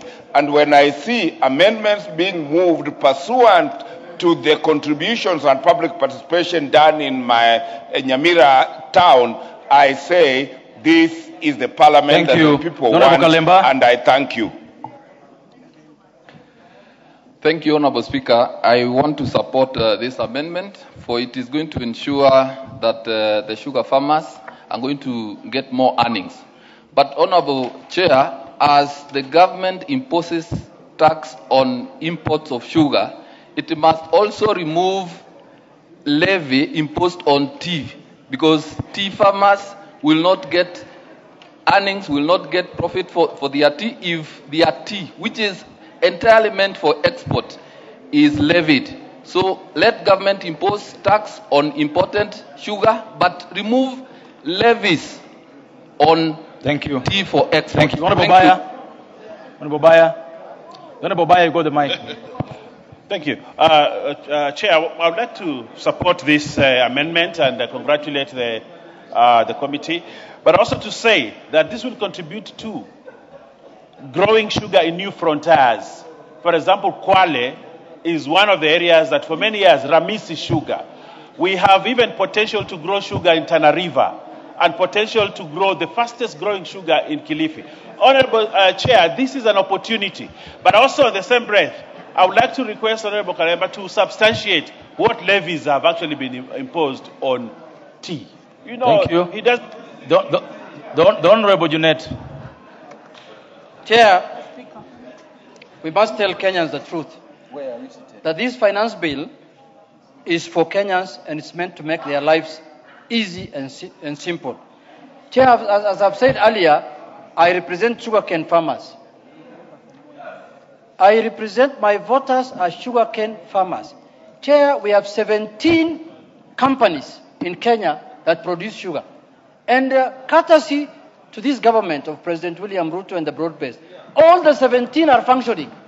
And all the 17 are paying farmers. And they are paying within 7 days. Chair, I want to tell you, governments that are facing elections like now, 1 year to elections, are known for removing taxes from sugar so that they can raise campaign funds. But this is a government that is imposing taxes on sugar 1 year to the election. What is that telling you? They want to take care of the farmers. They want to make sure that farmers earn, farmers get money. There is money in their pocket. We must respect and congratulate the president. Thank you, Chair. Chair, I would like to... Now, what is out of order, Honorable Wanjiboka? I'm concerned, Honorable Chair. The Chair of Finance received a call, and he has since not returned back. And you know he was dealing with a live wire. He was dealing with a live wire. So is he safe? Is he safe, Chair? No. The member for Lagos Songa, order. Now Lagos Songa on his feet, he will be given a chance to contribute. Thank you, Chair. Chair, I wanted to say that this is one of the very progressive amendments that I would like to support. Chair, you know that me and you come from Siaya. We have 2 companies that are setting up, sugar manufacturing companies. And we want them to produce sugar to be sold to Kenyans, not to produce sugar and keep them in stores. Therefore, I want to thank the committee for this progressive amendment. This amendment actually is going to put money in the pockets of Kenyans, and is going to create employment for millions of Kenyans across the sugar belt. Thank you. Thank you, Chair, for this opportunity. You know, Chair, by increasing the import duty or tax on imported sugar, basically we are protecting our farmers, and it's a good thing, Mr. Chair, that we protect farmers. But Mr. Speaker, it's also important to ask ourselves, what happens to the local prices of sugar? Why is it they are not competitive in the international market? Because that may be what we need to deal with. Because as you protect farmers and you impose import duty that is very high, you forget that you've also got consumers who actually require the cheaper the price. So what we need, Mr. Speaker, is to find a way of sorting out the price matter, that we support our local farmers, but at the same time we also support consumers. Thank you. Because the member from where? From where? Thank you, Honorable Speaker. There is nothing out of order on what Honorable Mbuya said. Go ahead, Honorable Member from where? Thank you, Mr. Speaker, for giving me this chance to contribute to this amendment. While I support this amendment, I also propose that you impose taxes on imported rice so that we can protect the Kenyan farmers. We are spending 55.5 billion on imports to this country from India, from Pakistan. Mr. Speaker, from as close as Tanzania, we need to protect the very oppressed Moya farmer, Ahero farmer, so that they can make their living. Thank you. Honorable Wangwe. Thank you, Mr. Speaker. Honorable Speaker, Honorable Chair, thank you so much. I just want to put some factors correct. Do we have enough sugar in the stores? The answer is yes. Do we have enough cane? Yes. What do we need? We simply need to have the market ready as it is. Therefore, Honorable Chair, I want to support the amendment by the committee that we put it high so that we don't want to see importation of sugar. Thank you. Honorable Wakali Mulu. I thought you already gave her a chance on this. Thank you, Mr. Chairman. I was wondering whether I will be in order to remind you that we are not in that reading. We are in that reading, not second reading. And the procedure has been... Thank you. The Honorable Majority Leader. When all of this? Chair, I rise to support this amendment and indeed thank the Chair first for doing the further amendment from 10 shillings to 40 shillings. I even wish it would have been higher to make it punitive so that we protect our sugarcane farmers. You remember 3 years ago we were importing sugar. Sugar was at a price of 550 shillings a kg. Because of the efforts that have been put to uplift the sugar industry in the country, today sugar is available, as Wangwe says, from the cane farmers. Cane farmers are getting paid. And the only way we can undo these good gains is if we allow all those cheap imports to come from outside. Finally, Honorable Speaker, I've had a number of us speak to other levies levies to do with tea. I want to clarify that this finance bill has zero levies on tea or on coffee. It is very important that we make that clear so that even as we seek to speak to the public, we be clear that the finance bill had only issues to do with helping sugar cane farmers. Chairman of the committee, finally, so that we put the question. So, Honorable Chairperson, I just wanted to also inform this House that further, we have provided... Do you want to be informed by the Honorable Babu Owino? Okay, let me be informed by the Honorable Owino. You want to inform the Honorable Chair? Go ahead and inform him. He says you can inform him. Thank you very much, Chairman. You know, Mr. Speaker, Mr. Chair. whoever he is, now, as at now, Chairman, let me inform the Chairman. No, when we sit where we are sitting, we are chairpersons. When you sit on the seat behind me, we are speakers. We are not whoever he is. Thank you. I was just trying to massage your ego, Chairman, but I don't have ego at all. Anyway, Chairman, let me inform Chairman Finance Committee. Chairman, our consumption rate for sugar in Kenya is at 1.14 million tons that we consume. What we produce is 610 metric tons, correct? What we produce is 610,000 metric tons, which means that what we import is around 505,000 metric tons. What is your source, Honorable Babu? What is your source of information? Chairman, let me just inform you, please, that this information is common knowledge. Therefore, Chairman, when we talk about importation of sugar, it means that we solely depend largely on imported sugar as Kenyans. And therefore, when the Chairman Finance Committee is stating that taxes will be increased from 10 to 40, at that rate, it means that the consumers in Kenya are going to be hurt more. Okay. Chairman, as I proceed... Thank you. You are informing the Honorable... Let me finish my point, Chairman. Let me finish my point, please. The Chairman of the Finance Committee, you've been informed about... Order. You are being informed about quantities of sugar. Are you abreast with those quantities of sugar import and export? Honorable Chairperson, the figures that Honorable Babu Owino is referring to is figures of 2022. So there has been, when Honorable Babu Owino claims that knowing how many metric tons are produced is a matter of common knowledge, it is a matter of fact, Honorable Speaker. And some of us also have an advantage of having extensively done our research on this particular matter to have the correct result, Honorable Speaker. So I don't want to be informed because Honorable Babu Owino is misinforming and disinforming. Go ahead and wind up. Honorable Chairperson. Wind up. On the other matter, Honorable Chairperson, it is important to note on EE, Honorable Speaker, on imported MDF boards, imported block boards, imported plywood, Honorable Chairperson, we are now adding 30% excise duty, Honorable Speaker, for some of these particular items, Honorable Speaker. And this is the reason. I come from a timber growing constituency, Honorable Speaker. The whole of Njoro, the whole of Molo, the whole of Kuresoi. But what has happened, Honorable Speaker, we have some these imported MDF and plywood, Honorable Speaker, that are coming from all the way from China, that has made our factories uncompetitive, Honorable Speaker. So what we are saying is that we are going to be selfish as a country. We are going to protect our own. We are going to grow our manufacturing. And it is important, even if the figures about our production is even it were to be correct, Honorable Chairperson, we are not stopping importation. We are saying if you have to import, fine, pay more. We have higher tax collection, and we support farmers, Honorable Speaker. Thank you. Members, I now put the question that clause 36, as amended, be part of the bill. Order. Honorable Babu Owino, order.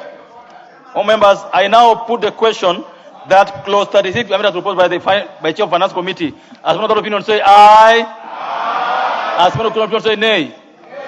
Members, I put the question that clause 36 as amended be part of the bill. Last that opinion say aye. As many of the opinion say nay. Ayes have it. New clause 35A. Members, I propose the question that new clause 35A be part of the bill. Chairperson. Move to second reading. Honorable Chair, I beg to move that new clause 35A be now read a second time. This is amending section 29 of the VAT Act by inserting the following new paragraph: that excess duty has been paid in respect of inputs used by a licensed or registered manufacturer to manufacture accessible goods. Honorable Chairperson, this is seeking to provide clarity on payment of excess duty on inputs by a licensed or registered manufacturer. So what is happening currently, Honorable Chairperson, manufacturers of accessible goods have not been able to claim their inputs they pay on the excess. So therefore, putting this provision now will make excess duty that is paid on raw materials, Honorable Speaker, to be claimable by manufacturers of accessible products. Thank you. All members, I propose the question that the new clause 35A part of the bill. I put the question that the new clause 35A be now read a second time. I put the question that the new clause 35A be now read a second time. As one of the opinion say aye. As one of the opinion say nay. Ayes have it. I now put the question, members, that the new clause 35A be part of the bill. I put the question that the new clause 35A part of the bill. As one of the opinion say aye. As one of the opinion say nay. Ayes have it. New clause 36A. Members, I propose the question, the new clause 36A part of the bill. Mover. The new clause 36A.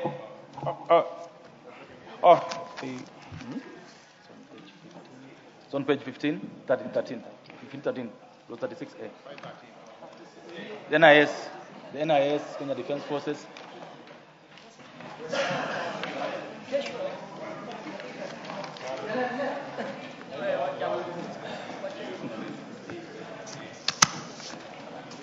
Honorable Chairperson, I beg to move that this new 36A be now read a second time.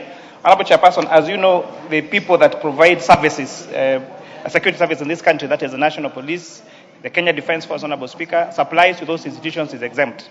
However, another important entity in terms of our security operators is the National Intelligence Service. So we are now providing for supply of goods and services to National Intelligence Service to be exempt, to be now treated the same as we treat for KDF and for Kenya Police. Members, I propose the question that the new clause 36A be now read a second time. I put the question. Let me hear the Honorable Mbui. Thank you, Chairperson. You know, I've noted that there will be a drafting error because if you're going to put National Intelligence Service immediately after Kenya Defense Forces without either a comma or the word "and," then obviously that's a drafting error, so we need to correct it now. Okay. I think the error is accordingly carried the way it's been mentioned. I now put the question that the new clause 36A be read a second time. As one of the opinion say aye. As one of the opinion say nay. Ayes have it. I propose the question, members, that the new clause 36A be part of the bill. I put the question that the new clause 36A be part of the bill. As one of the opinion say aye. As one of the opinion say nay. Ayes have it. Provisions relating to the Tax Procedures Act, Cap 469B, Clause 37. Members, I propose the question that clause 37 be part of the bill. There being no amendment, I propose the question that clause 37 be part of the bill. As another opinion say aye. As one opinion say nay. Ayes have it. Clause 38. I propose the question that clause 38 be part of the bill. Chairperson. Honorable Chairperson, I beg to move that clause 38 be part of the bill. Honorable Chairperson, this clause 38, as you may recall, this Honorable House last year became the first country in Africa to pass a standalone legislation on virtual asset providers. Now that we already have a law that recognizes virtual asset service providers, now we are subjecting them to procedures of Tax Procedures Act. And the amendment that we are seeking on this particular amendment is to protect the data on this virtual asset space to make sure that the way the KRA uses that data is in line with the Data Protection Act, Honorable Chairperson. Members, I propose the question that clause 38 be amended as proposed by the Chairperson. The Honorable KJ of Dagoretti North, Dagoretti South.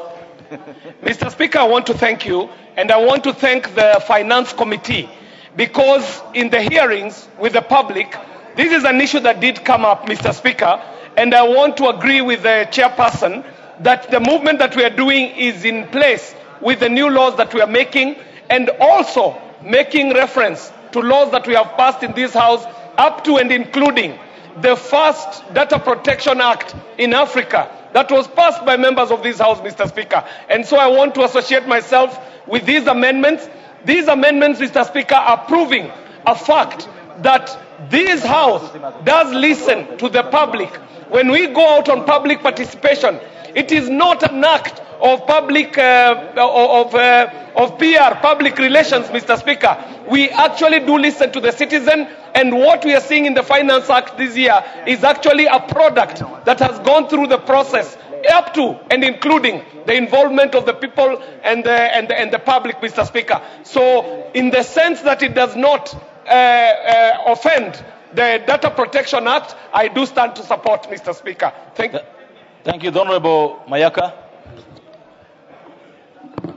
Thank you, Honorable Speaker. Honorable Speaker, I want to support this particular clause because since when we passed the VASP Act and it was assented into law here, it has actually been very beneficial, Honorable Speaker, because it has brought more comfort to investors, especially in the digital financial innovation space, and it has made the risk level to go down. So, Honorable Speaker, this is one particular space that we really need to support, because again, when you look at the output of cryptocurrency investment that we do in this country, we are actually listed among top 2 in Africa. So this is very encouraging, and we need to really support it as a House. I thank you. The Honorable Ruto, CPA. Thank you so much, Chair, for this moment. I was part of the team that went around the country in the 2 bills that have been signed to the law, the Virtual Asset Act, and Chair and members of this House. We all have to agree and live to the fact that the world is changing, digital world is shifting, and now payment systems are moving from the fiat currency to the virtual asset. And it is for this purpose that we have to appreciate as a country, like what the other countries have gone, to ensure that they have legislated this particular regime so that we facilitate trade through exchange of virtual assets. And for that purpose, we have also to align with our tax laws so that out of those transactions and facilitations, revenue are able to raise to fund our budget. So it is a good move, and it's a showcase that Kenya is compliant and is committed to move forward as a country and to move with the first world countries that have accepted the new regime of virtual asset transaction. And this one will facilitate the flow of capital in businesses, in investments across the country. So it's something that we have to support it and ensure that we comply with it and align our legal framework to this particular. Thank you, and I support. Thank you. Honorable Mukunji. Thank you, Honorable Speaker. Honorable Speaker, the area of virtual assets, you find that this is one area that very many young people have embraced. And Honorable Speaker, while we are looking to tap into that, Honorable Speaker, it is important also the government to do the right investments to empower and ensure that young people are able to grow in that area, especially, Honorable Speaker, the ones that actually we have not been able to provide jobs for, Honorable Speaker. Well, as I feel we have rushed to go and tap into those taxes, because, Honorable Speaker, it is actually a place that government has invested the most little money, Honorable Speaker, in the Honorable Speaker, this industry. But I feel that, Honorable Speaker, there is a need now that obviously, while we are not passing this bill on this side, the majority side and obviously the government side, the broad side is going to pass it. It is important that we do the right investment. You will come back. Hold your thought. What is out of order, Honorable KJ? If Honorable Speaker, Honorable Mukunji must be responsible for the veracity of the statement What is that out he of makes order? on this floor. The statement he's making is totally out of order, Mr. Speaker, to claim that there is no investment being made in the digital space by the Kenya government, Mr. Speaker. And Mr. Speaker, this gentleman ought to familiarize himself with the digital master plan that is rolling out digital points in every constituency. And if in his constituency is not investing, Mr. Speaker, he should say that it is in his constituency that the investment is not happening. But nationally, Mr. Speaker, there is a grand plan that is rolling out digital centers in every single ward of this country, Mr. Thank Speaker. you. And I want to call upon Mr. Mukunji to set up his digital innovation hubs. We shall equip them for the benefit of his people in his constituency. Thank you very much, Mr. Speaker. Honorable Speaker, that was an uncalled for interruption, Honorable Speaker. And I want to say that it is not about the promises. And Honorable Speaker, we have been through this. We have seen the promise of Grammys, the promise after promise, Honorable Speaker. We have done the investment, Honorable Speaker, in our constituency. I'm actually doing very good with my digital hubs. But, Honorable Speaker, that does not tell the government to come after those young people that are trying to make a living and trying to make it. When, Honorable Speaker... The Honorable Mukunji. The Honorable Mukunji. You know, you're a young man I like so much, but I would like that when you give you a chance, you be factual. It's very good to debate factually, so that when you're speaking, I don't have so many of this. You know, the Honorable Mwango, please go ahead. Thank you, Mr. Speaker, sir. Inasmuch as the government side declares that they're supporting digital content creation and the new what they call the economy, the digital economy, I would want to ask my brother from Dagoretti North, through you, Chair, what are they doing to the restraints that are being put on digital content creators from Kenya not to enter Tanzania, the likes of Jakamfain, the other digital content creators that are venturing into Tanzania, and these people are being asked and they are being declared non-grantor to Tanzania. Thank you. What are you how are you addressing that issue? So it what matters happened? when you are creating the digital economy. Thank you. All members, we are on clause 38 of the finance bill. Honorable Mwago, a very good question, which I would like you to bring through the normal processes of Parliament. Just do a question. It's a very good question. No, it is not his job to answer questions at this point in time. All members, I put the question that clause 38 be amended as proposed by the Chair of Finance Committee. As member of opinion say aye. As member of opinion say nay. Ayes have it. I now put the question that clause 38 as amended be part of the bill. Will as member of opinion say aye? Those of opinion say nay. Ayes have it.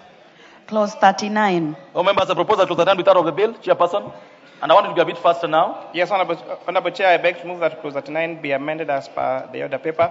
Honorable Chairperson, this amendment relates to when you have been deregistered, you are as a taxpayer in terms of your PIN was deregistered, and you apply for reinstatement for your PIN, KRA should make a decision within 90 days. All members, that is self-explanatory. I propose the question that clause 39 be amended as proposed by the Chair. I put the question that clause 39 be amended as proposed by the Chair. As member of opinion say aye. As member of opinion say nay. Ayes have it. Members, I put the question therefore that clause 39 as amended be part of the bill. As member of opinion say aye. As member of opinion say nay. Ayes have it. Clause 40. All members, I propose the question that clause 40 be amended. Honorable Mwenje, what is the problem? That is per se. No, members, I propose the question that clause 40 be part of the bill. Honorable Chair, clause 40. Honorable Chair, I beg to move that clause 40 be amended as per the order paper. Honorable Chair, this is where we are exempting non-resident individuals, Honorable Speaker, when they are opening an account within financial institutions and investment banks, that we waive the requirement to have a PIN, a KRA PIN number, Honorable Speaker, because it may not necessarily be registered for tax in Kenya. All members, I propose the question that clause 40 be amended as proposed by the Chair. I put the question that clause 40 be amended as proposed by the Chair. As member of opinion say aye. As member of opinion say nay. Ayes have it. Members, I put the question therefore that clause 40 as amended be part of the bill. As member of opinion say aye. As member of opinion say nay. Ayes have it. Clause 41. All members, I propose the question that clause 41 be part of the bill. Honorable Chair, I beg to move that clause 41 be amended as per the order paper. Honorable Chairperson, as you may recall, this clause 41 is where the commissioner may, the issue of what we call pre-populated returns, or where they give you information, say you have earned this income and you're supposed to pay tax. Honorable Speaker, we realize that this would be very dangerous if KRA is not mandated to give you the source of the information. The doctrine of law say that no one should be self-incriminating, and the burden of proof should be on the commissioner. So now, therefore, this requirement is requiring the commissioner, when they do an assessment on you, they give you the source of the information, Honorable Speaker, and so that we're not. So members, I propose the question that clause 41 be amended proposed by the chair. I put the question that clause 41 be amended proposed by the chair. As per the opinion, say aye. As per the opinion, say nay. Ayes have it. Members, I put the question that clause 41 as amended be part of the bill. As per the opinion, say aye. As per the opinion, say nay. The ayes have it. Clause 42. Members, I propose that clause 42 be part of the bill. Honorable Chair, clause 42. Honorable Chairperson, I beg to move that clause 42 be amended as per the order paper. Honorable Chairperson, this amendment is just seeking to correct cross-reference errors and provide for taxpayers for administration actions safeguards, Honorable Speaker, as explained on 41 above. Honorable Member for Kirinyaga, what's out of order? I can clearly see clause 41A. Certainly, it cannot be clause 41. That is why there's a need to it. Order. This is how it works, Honorable Member. That at the committee, when we have a new clause like 41, a new clause like 41A, we finish all the clauses of the bill, then we come to the new ones, which we do a second reading on first before you go to the committee. So that's okay. I think you needed that information, and it's all right. Honorable members, I propose the question that clause 42 be amended as proposed by the Chair of Finance Committee. I put the question that clause 42 be amended as proposed by the Chair of Finance Committee. As many of the opinion say aye.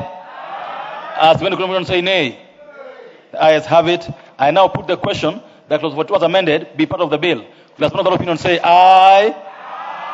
Will have those opinion say nay. The ayes have it. Clause 43. Members, I propose the question that clause 43 be part of the bill, and because there's no amendment, I put the question that clause 43 be part of the bill. Will as many of the opinion say aye. Will those opinion say nay? The ayes have it. Clause 44. Members, I propose the question that clause 44 be part of the bill. Honorable Chair. Honorable Chair, I beg to move that clause 44 be amended as per the order paper, and this we are proposing a deletion of this particular clause, Honorable Speaker. Honorable Chairperson, this amendment relates to institutions that do withholding.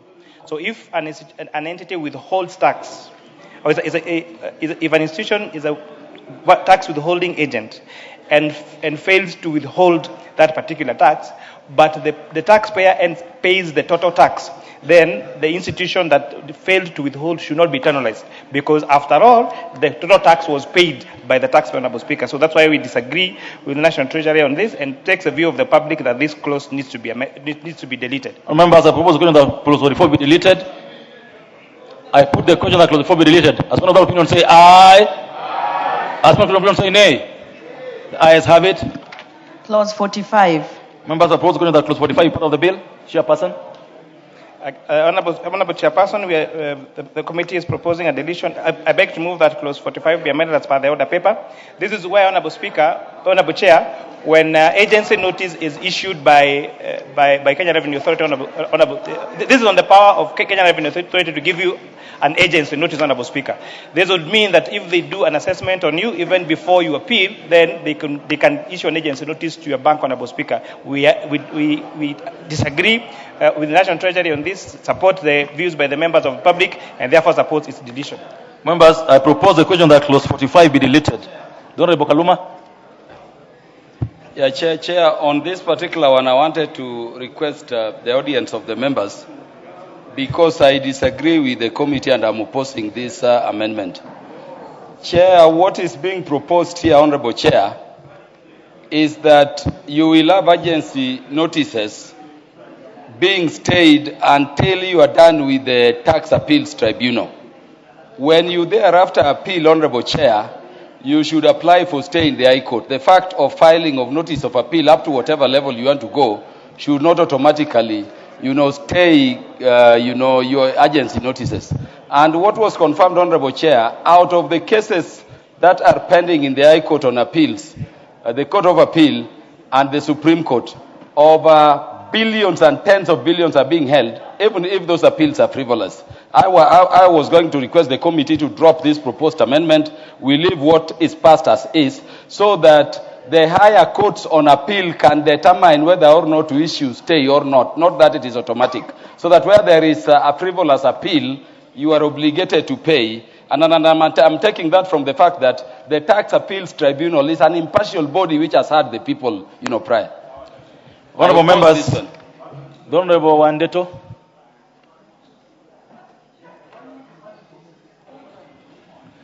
Thank you, Chair. And I think this was a very bad proposal, and it is sad that the Cabinet Secretary for Treasury would even contemplate doing something that is very unconstitutional. Because, Mr. Speaker, this is almost like saying, if you are arrested, you can start serving your criminal sentence even before the judges have heard you. And just in case they determine that you are innocent, you will just be released. When agency notices are issued, your property has been confiscated. Even if you win, some of the damage cannot be undone. So we are just saying that the Cabinet Secretary, at least on this one, please, don't bring things that are even unconstitutional. Thank you. The Honorable Akili Muriu. Thank you, Chairman. I like to add my voice on this clause. Again, purely because under our Constitution, you must exhaust the process of the law before the applicant can enjoy the fruits of litigation. Now, in instances whereby in the tribunal, the respondent, maybe the taxpayer, is dissatisfied with the outcome, then he has right to go to the High Court and the Court of Appeal, and even possible the Supreme Court. Now, when you stifle that process, and yet is guaranteed under the Constitution, it is work infiltrated, because one will go to court under the Constitution and declare the clause unconstitutional. Thank you so much, Mukili. The Honorable Minority Leader.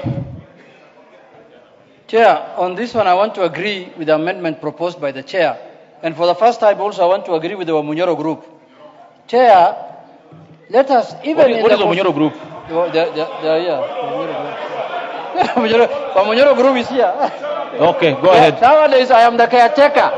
Go ahead. Chair, I am the caretaker of Wamunyoro group in Parliament.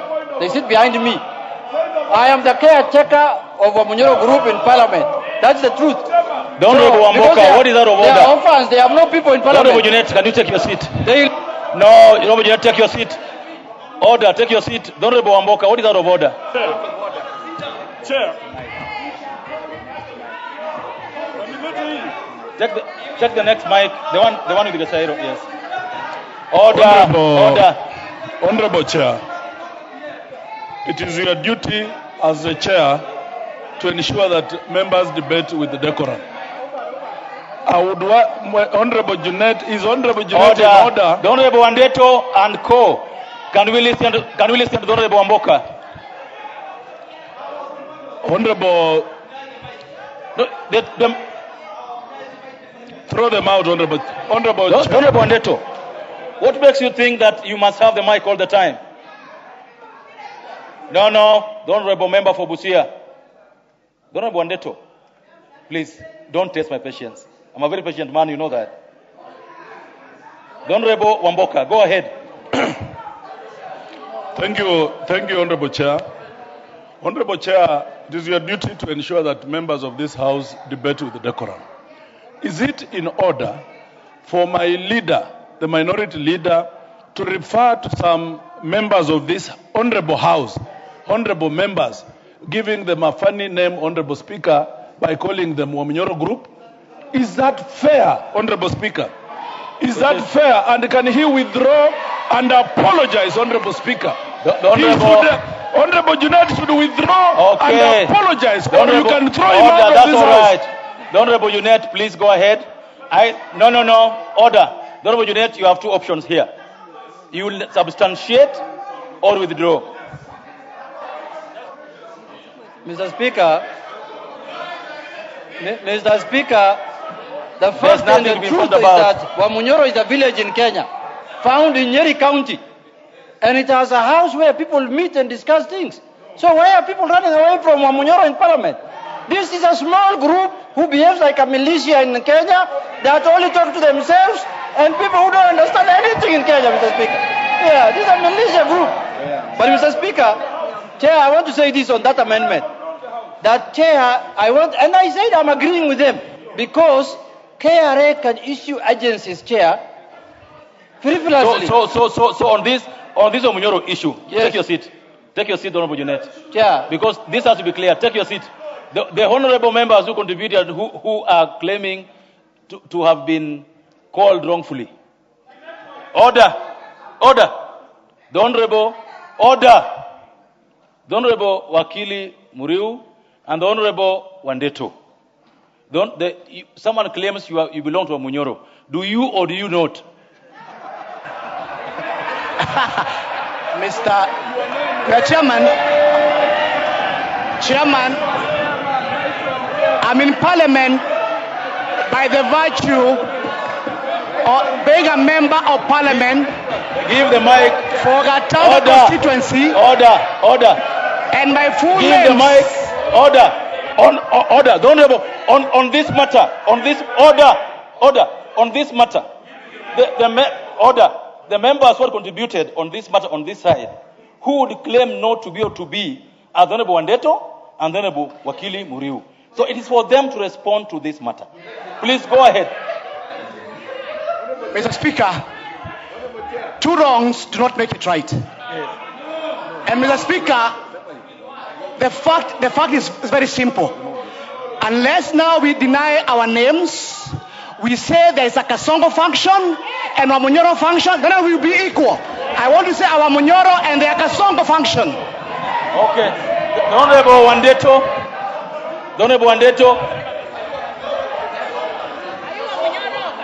Mr. Speaker, Wamunyoro is a village somewhere in Tetu. So unless Junaid substantiates what he means by Wamunyoro group, if he means people who associate with the former deputy president, yes, we proudly do associate with him, if that is his meaning. But otherwise, Okay, Wamunyoro thank you. is a village in Nyeri. Don't Honorable.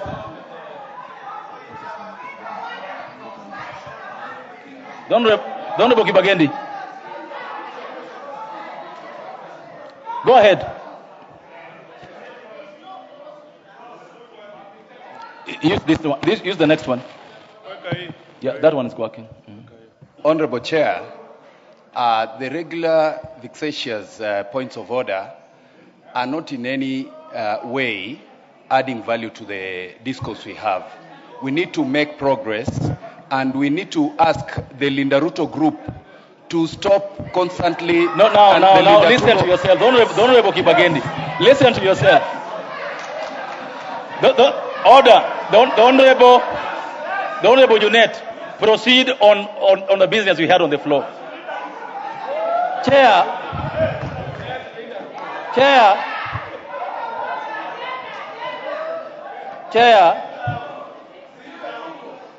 Chair, it is a matter of fact. It is a matter of fact, Chair, with your permission, that now we have Wamunyoro group and Wamitego group. There is also Wamitego group. They are also smaller in number. They are very few. Wamitego group. Wamitego are not in parliament. They are found outside parliament.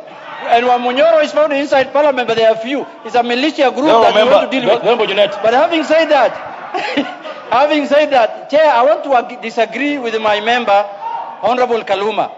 Chair, KRA can sometimes issue notices of agency without any proper audit, in a frivolous manner. Chair, if we don't allow Kenyans to appeal against that, then Kenyans will suffer. Chair, Thank you. there are many business people who have suffered in that manner. Even the Constitution says you are innocent until proven guilty. Even the members, Constitution. I now put the question. This is the only thing I agree with the Minyoro group. Done. And there are only 5 of them in parliament. Done. Only. Members, I now put the question that clause 45 be amended as proposed by the chair of Finance Committee. As many of the opinion say aye. As many of the opinion say nay. The ayes have it. I now, this was a deletion, and therefore clause 45 is effectively deleted.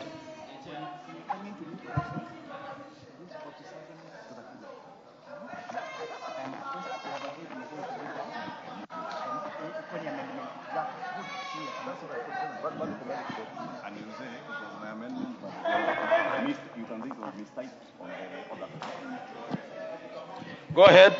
Clause 46. Members, I propose the question that clause 46 be part of the bill. There being no amendment there, I put the question that clause 46 be part of the bill. As many of the opinion say aye. As many of the opinion say nay. The ayes have it. Clause 47. I propose the question that clause 47 be part of the bill. The Honorable Chair. Honorable Chair, I beg to move that clause 47 be amended as per the order paper. Honorable Chair, our committee is deleting this particular clause, Honorable Speaker. And the importance, Honorable Speaker, is this particular clause was seeking to stop manufacturers to be able to claim the overpaid input tax, Honorable Speaker. After public participation and listening to Kenya Association of Manufacturers, Honorable Speaker, we agreed that this proposal would be bad, Honorable Speaker, for manufacturers, and therefore we're supporting its deletion. All members, I propose the question that clause 47 be deleted as proposed by the chair. I now put the question that clause 47 be deleted. Will as many of that opinion say aye? Will as many of that opinion say nay? The ayes have it. Clause 48. Members, I propose the question that clause 48 be part of the bill. Honorable Chair. So, Honorable Chair, I beg to move that clause 48 be amended as per the order paper. Honorable Chairperson, this is where we have issues of pre-populated returns, Honorable Speaker. We agree that we need to leverage on technology, Honorable Speaker, in doing our returns, Honorable Speaker. However, we are also putting an obligation to the authority that they will have to give a taxpayer a chance to amend the pre-populated returns, Honorable Speaker, and therefore, if your populated returns shows that this is your liability, you will be given a chance to amend, Honorable Speaker, and to prove, so that we do not have KRA now coming for everyone and giving fictitious, Honorable Speaker, assessment that the taxpayer is not able to amend, Honorable Speaker. We are also putting a requirement that you have, even when you do not need to amend, we are requiring the taxpayer to be the one to accept those particular pre-populated returns, Honorable Speaker. So basically, it's to ensure that if you're using technology and there's an error, you're able to correct the error. Well, members, I propose the question that clause 48 be amended as proposed by the chairperson of Finance Committee. The Honorable Member for Nandi. Thank you, Honorable Speaker. From the onset, allow me to appreciate the committee and the people who took part in the public participation for this particular amendment.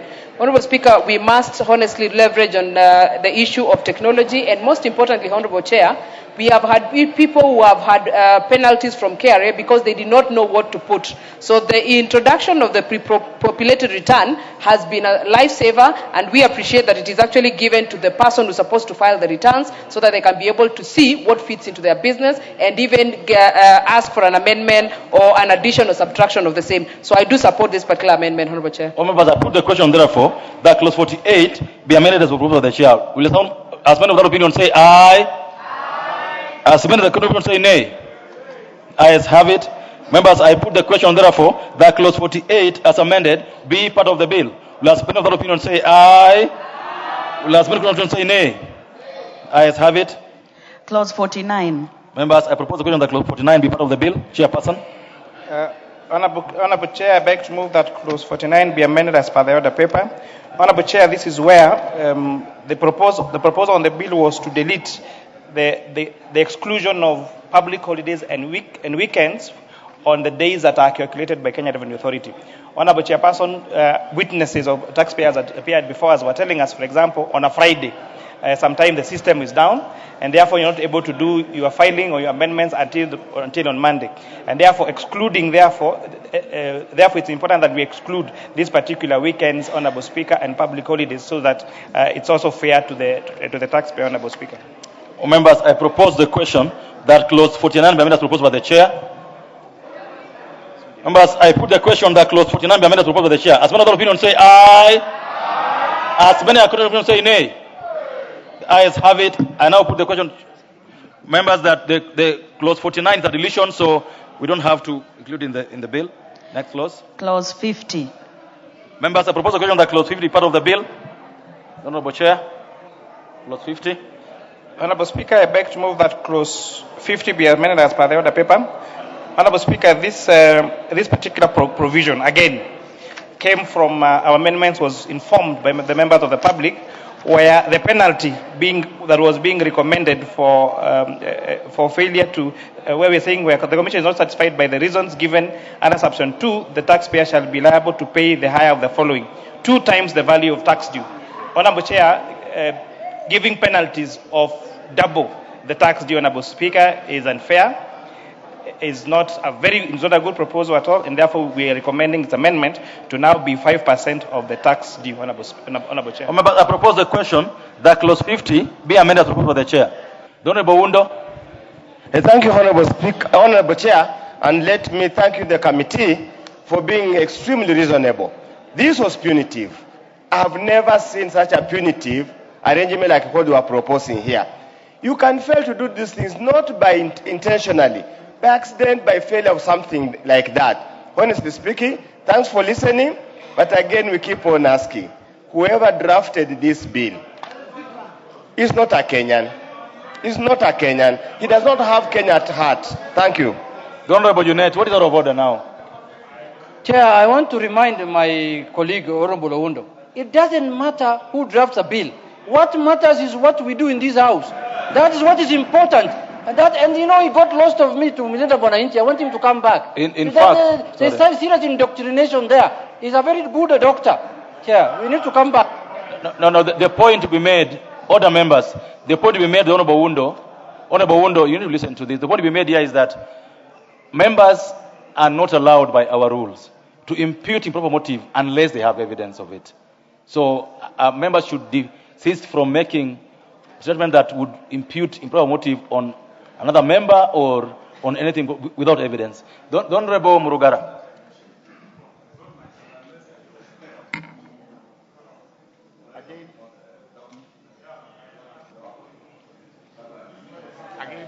You can use the Sir George. The George of Bunge, Sir George. Thank you very much, Honorable Chair. A punishment must be proportionate. Sometimes it's required that we have to look at what is reasonable and what is unreasonable. I think the proposal to double the punishment was a bit unconscionable.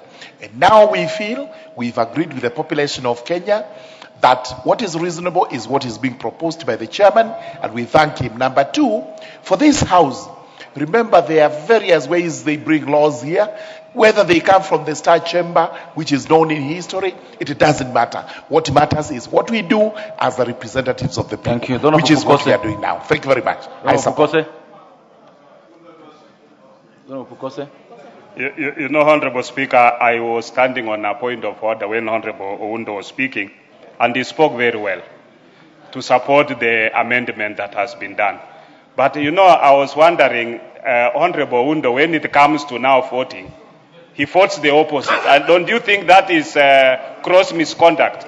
Because, and even Honorable Mbui, he supports the bill, but when it comes to voting, he votes the opposite way. He says nay. Now, order. The Honorable Pukose, how did you know that the Honorable Mbui and the Honorable Oundo are voting no? Honorable Speaker, you know there are just a handful of them. So I can see them by acclamation how they are shouting. Yeah, and I know how Mbui shouts and my friend Ounde shouts. So I know the two of them. Oh, members, I support the amendment. I now put the question.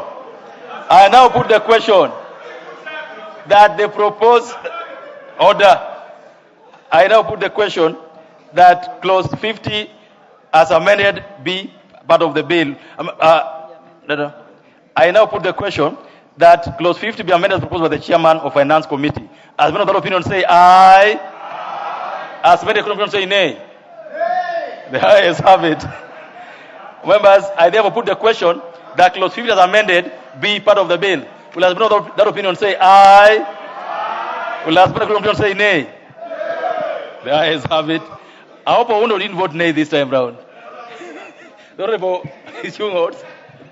Honorable Chair, on a light note, the Honorable Pukosa said that he can distinguish when Honorable Oundo and Honorable Mbui are voting because they're only a handful. But on this particular one, they were not a handful. It was only Honorable Mbui alone. So at least on that one, he was right. Okay. Let's go ahead. Clauses 51 and 52. The Honorable members, I propose that clauses 51 and 52 be part of the bill, and because they have no amendment.